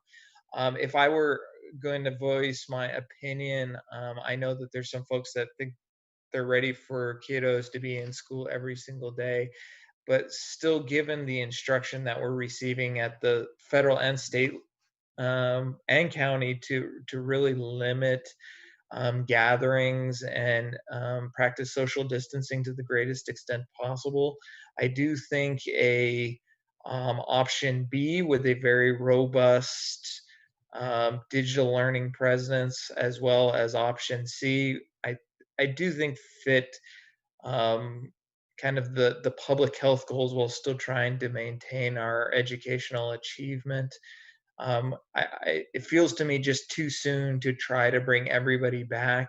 And per my earlier statement, if we're trying to then also move kids from different sites that they're not anticipating, I think that that's going to just create a whole new level. So my option, or my recommendation would be B and C, maintaining students at the sites that they have requested as part of our school choice program. So your suggestion is to eliminate A, correct?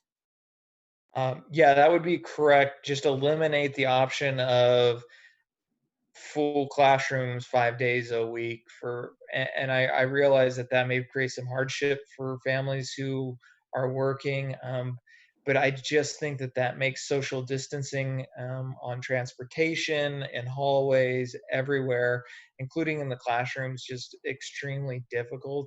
And really the public health guidance that we're still receiving from the federal and state and county is still to try to maximize our social distancing to the greatest extent possible. And I'd hate to put our teachers, our staff, and any of our students in any more risk than we have to. So that would be, again, there's nothing perfect here. There's going to be issues and mistakes and problems that we have to work through. But if you were putting me on the spot tonight, that's what I would recommend. And this isn't something that's going to go on forever. Hopefully, after the first semester, there we can be some alterations. It's an interim type thing that can be 3 months, 4 months, and then we go back to the brick and mortar, whatever it might be. It's just to get the kids through now in the condition that we're in. I don't disagree with cutting one option. I'm torn between what option for all the reasons that John just described. I am concerned if you cut out brick and mortar and parents feel so strongly about it, how much, and I totally understand public health, I put that above all, but how many students will we lose if we do not allow the option of brick and mortar? And I don't know the answer, but if it's significant, we will not have funding to support B and C. So I'm just being realistic. If we cut out A, and not saying that we shouldn't, and we lose a great percentage of students because parents want that, who's to say that we can continue funding B and C? And I have no way to gauge that other than parents like brick and mortar, especially in certain communities more so than others. And those communities may lose a large lump sum of students and go to a charter school, which is now, everywhere, if they have the option of brick and mortar. So I'm more concerned at that point, not about, definitely public health, but funding. I don't know, Dr. Freeman, if you could speak to that maybe some more and give me a comfort level of funding will be there if we don't do a brick and mortar school. Kathy, I can tell you, at least what I've heard from teachers, is one of our charter schools that neighbors our district is not doing brick and mortar at all until January. That would be good if we knew that, because that would make that simple and just eliminate A. And that's only one of the charter schools. No, yeah, I don't know enough about them, but Yeah. thank you.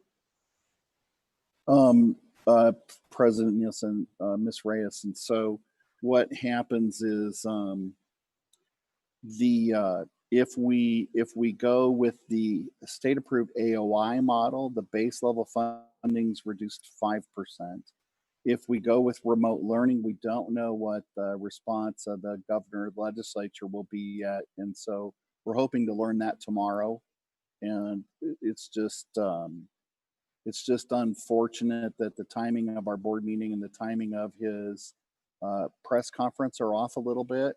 I'm thinking that the rally at the church with the president this evening, that was a priority for the governor. And so his announcement is tomorrow because of his scheduling. But I think that will inform our options and the funding quite a little bit more if they if they allow for full funding of remote learning, we'd want to have more kids in remote learning than in AOI because the funding level is better.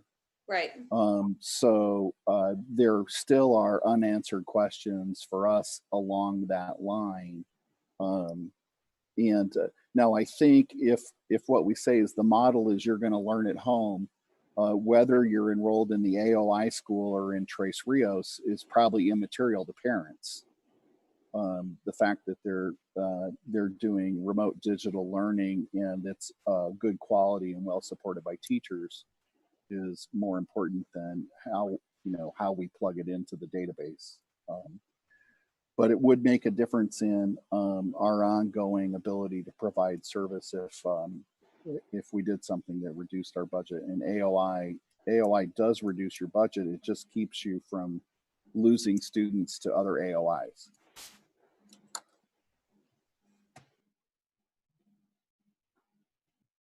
Good. So do we just want to let things go as they are right now until we see what comes up tomorrow? That then, like you said, gives us 2 weeks to wait to get some additional information. Or should we put it on fast track and try to get the survey tomorrow? We'll know what the governor's going to issue, so we'll know how much it hurts or not hurts our funding, and then maybe call a board meeting next week and try to see what we have and go from there. That seems like a plausible Yeah. response. Yeah, go ahead. I was going to say that the last time we approved something, as I recall, it was related to the teacher compensation, and then the legislature did something really quickly thereafter. So if we're all available next week, that seems like the most plausible thing to do. And one of the other things to Mr. Rader's point about what would be different is we met with network and nonprofits through Valley of the Sun United Way and expressed some frustration with our disappearing parents. And so a couple of the nonprofit groups have agreed to help us with following up and tracking down some people who are not responders, people who didn't pick up their report cards, to find out if they're just not replying or if they've actually moved away. And so that would be one of the differences is we've managed to engage some nonprofit help in following up with families. And it might help us to increase our response rate. Or maybe, as the year gets closer, people's level of attention goes up. I don't know, Mr. Rader, that we're going to jump from 40 to 80% or anything like that. But I think Ms. Race's point, if you can get more than half, you'd probably feel better than under half.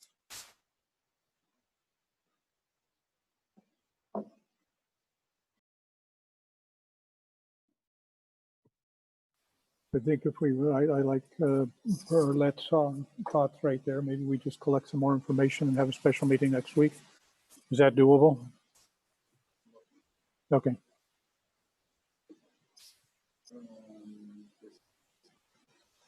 Next week is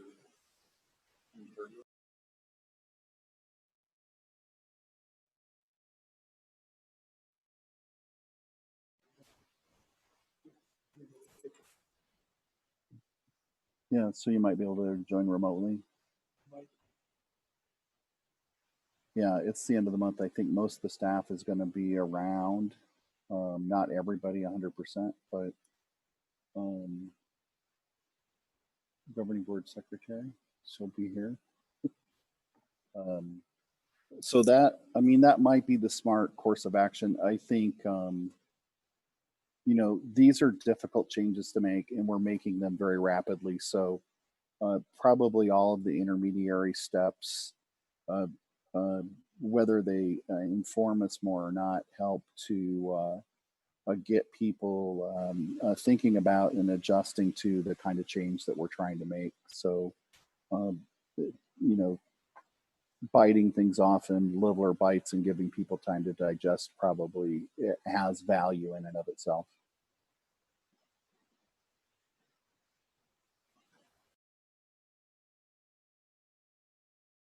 All right, so if you go ahead and do that, let's collect a little bit more information and we can set something up for next week and get a little bit further in line with that. Does anybody object to that? Sounds good. Nope. Sounds good. Thank you. Very good. So with that, should we move on to the last part here? Thank you.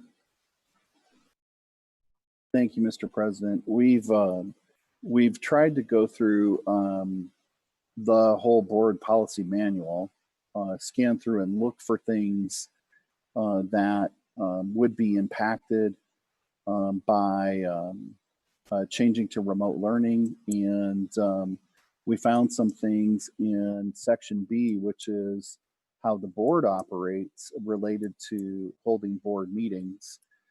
So we've looked at some of those and have some proposed changes to policy. And one of the questions I have for the board tonight, and maybe people, this would be an appropriate time to weigh in as we're going through this policy group in section B, is in the next meeting next week, you know, I assume we would be remote still in June, but in the July meeting, do you want to continue to have remote meetings? And as long as COVID spread is high, to try to continue in the mode we're in now, when you're thinking you might want to come back and reconvene in person all together at the dais. So what we've added here to BDA is in the event the board cannot convene physical location due to emergency or extenuating circumstance, permitted to hold a remote meeting through technological means, notification, public notice, and public comment, be consistent with board meeting procedures. We actually pulled some of this language right from the Attorney General opinion on being able to use remote learning. But you can see in this policy that was adopted, I don't see when the adoption date is. If you scroll up just a little bit, well, data manual adoption. So this is, you know, a 20 or 30-year-old policy that didn't contemplate Zoom meetings. And so we've added that. And pretty much for the next two policies, the suggestion changes are the same. If we can open the next one.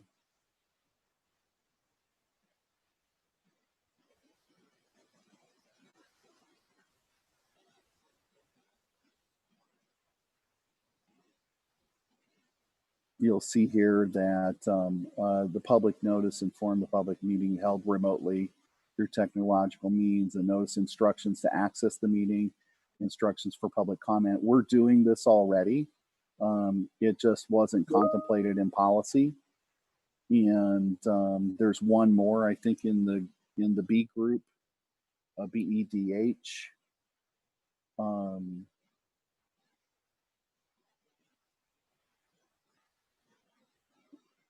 The same thing that says in the event the board needs to meet remotely, and public comment can be submitted electronically. So these are things that we've kind of adapted with guidance of the Attorney General, but that weren't contemplated in policy.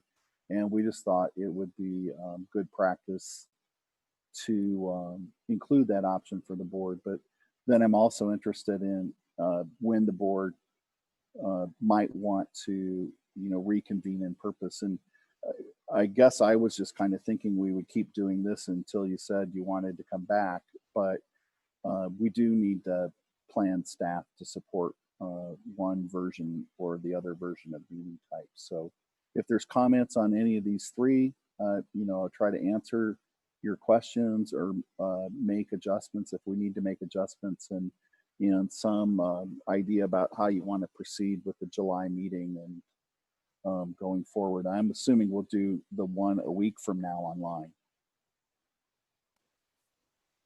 Any comments or questions to what Dr. Freeman's presented here? Doesn't appear to be. The other question might be about the July meeting. Any of you've got any?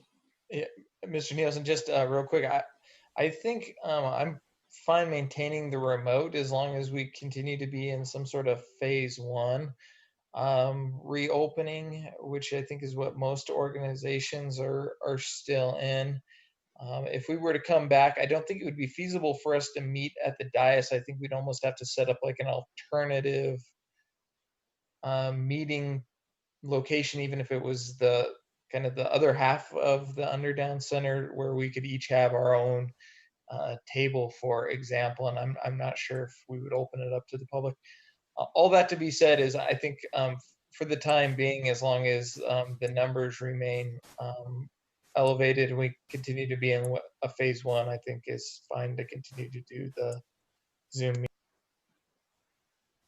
I would agree with that. We'll put the one in July for Zoom and see how we're doing at that time and adjust accordingly. Thank you. Ms. Kelly?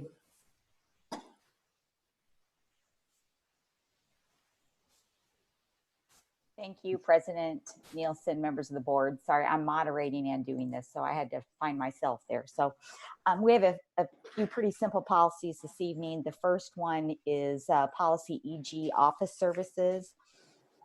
We have specific time requirements in that policy, not really sure where that came from. So we removed those, allowing the superintendent to modify the hours as an office may be open, and this would be relevant to the current circumstances. We would, of course, be open 8 hours on school days, like the Constitution states, but the Constitution doesn't say that we have to be open 7:30 to 4 o'clock. And this is a first read, so we'll come back and for a second read, but if there are no objections, then we usually send this forward on consent. So any questions or comments that you have on policy EG? Nope. Great. Okay, the next policy I have is policy GCL, professional staff schedules and calendars. This is also a first reading. Professional staff, we would change this policy to align current policy to the exempt definition of professional staff under the Fair Labor Standard Act. This recommendation also aligns Littleton to the surrounding districts by removing the 8-hour workday sentence. We're not going to abuse employees that are exempt. It just allows us to align with federal requirements for exempt staff. Any questions on this particular one? Okay, moving on, same policy except for support staff, GDL, support staff workload. Minimal changes to this policy are being recommended. Currently, the policy states that employees will be notified 1 week in advance of work schedule changes. We've learned rapidly that this could happen tomorrow based on all kinds of things. And so due to the current state of things, language was modified rather than the 1 week requirement of notification. We're going to notify them to the extent possible. We, of course, will give them as much notice as we can. Any questions on support staff workload? No. Okay, and finally, the last piece I have for you this evening is actually a regulation. So this will not come back. We're just sharing our recommendations. Regulation GB-EB-RB, which is staff dress code. We looked at this due to the high probability that staff will have requirements to not only be in their classrooms, but also on camera. And this presented us an opportunity to review and make modifications and updates to the dress code policy to more current times. And so we looked at several different policies from ASBA, along with recommendations from SHRM, with Society of Human Resource Management, as well as the American Association of School Personnel Administrators, to come up with this policy that is has a general expectation for professional dress when an employee is working at or representing the school district. We feel like this is more relevant to the times and more amenable to the staff as well and their wishes.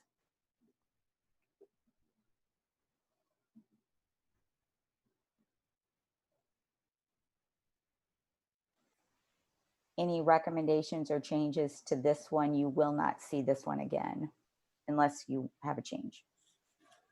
Mr. President, Dr. Kelly, I know we're all very tired, so I'll be extremely brief. I guess it would just be more of a comment, is that this will be at the discretion of the superintendent, but I do hope that we will still limit denim, and I only say that to the extent that we're we mandate specific clothing for our students, and they're not allowed to wear jeans to school. And I just kind of feel like it's, if you can tell the students that you have to wear khaki pants, then I do feel like we should be consistent and also pass along that same message to our teachers and staff. Even if I will be happy to share that with them. so, I'm sure I'm not the most popular guy in the world right now, but that's just how I feel. But thank you. Thank you, Mr. Rader. All right, is that the last one there, Ms. Kelly? That's the last one for me, Mr. Nielsen. Okay, Ms. Vandewater, you've got a couple, 2 or 3 there, and then we're just about done. Thank you so much for your attention and being with us all this time. President Nielsen, members of the governing board, Dr. Freeman, this agenda item is a discussion and first reading of recommended policy changes to policy IC school year.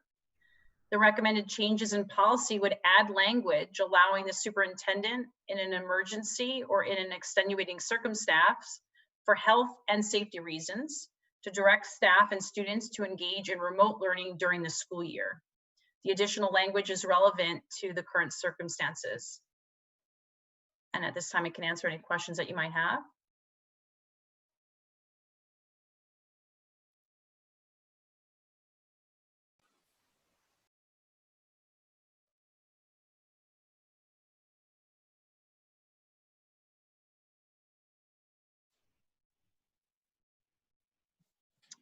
Are we good? We're good. I think we're good. Okay.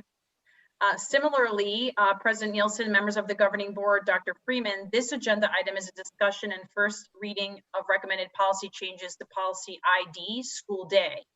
The recommended changes in policy would add language allowing the superintendent in an emergency or in an extenuating circumstance, health safety reasons, to direct staff and students to engage in remote learning during the school day. The additional language is relevant to our current circumstance. It's the same language as the other policy, just the wording is different, where school day as opposed to school year. Any comments on that one? No. And the last policy, President Nielsen, members of the governing board, Dr. Freeman, this agenda item is a discussion and first reading of recommended policy changes to policy JE, student attendance. The recommended changes in policy add language to the policy to include parent responsibility for their child's consistent school attendance, including engagement in remote learning. The additional language is relevant to our current circumstance. And I can answer any questions you might have on student attendance. Any question on student attendance?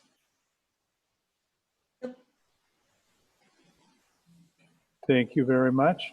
Thank you. Anything else, Emily? Any final words, Dr. Freeman? Well, thank you, Mr. President, members.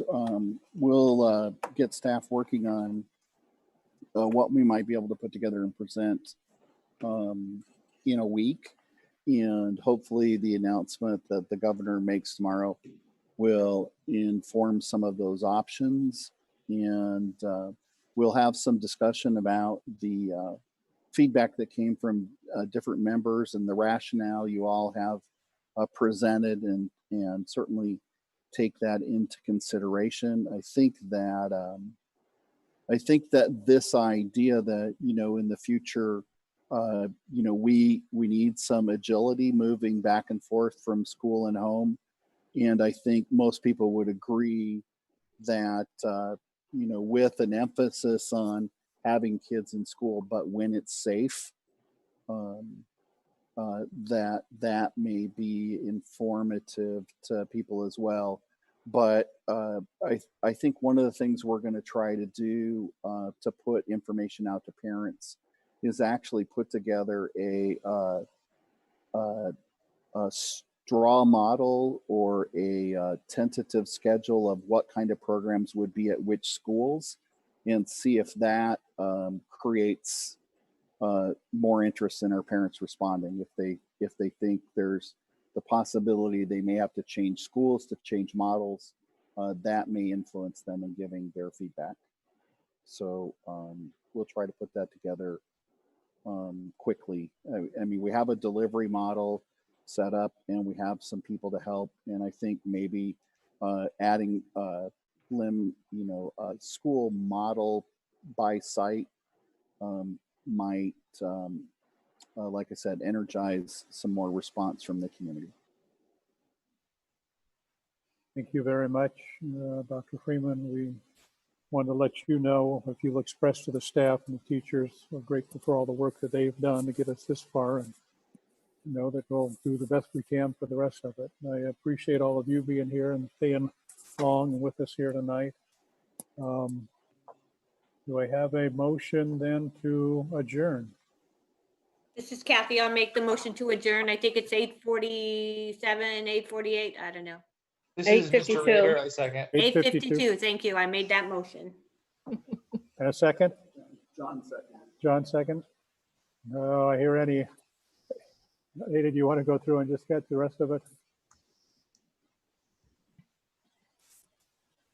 Mr. Nielsen, Aye. Mr. Rader, Aye. Dr. Ramos, Aye. Mrs. Reyes, Aye. Mrs. Sashnet. Aye. Thank you. Thank you all so very, very much. Thank you, everybody. Good night. Good night. Good night. As a global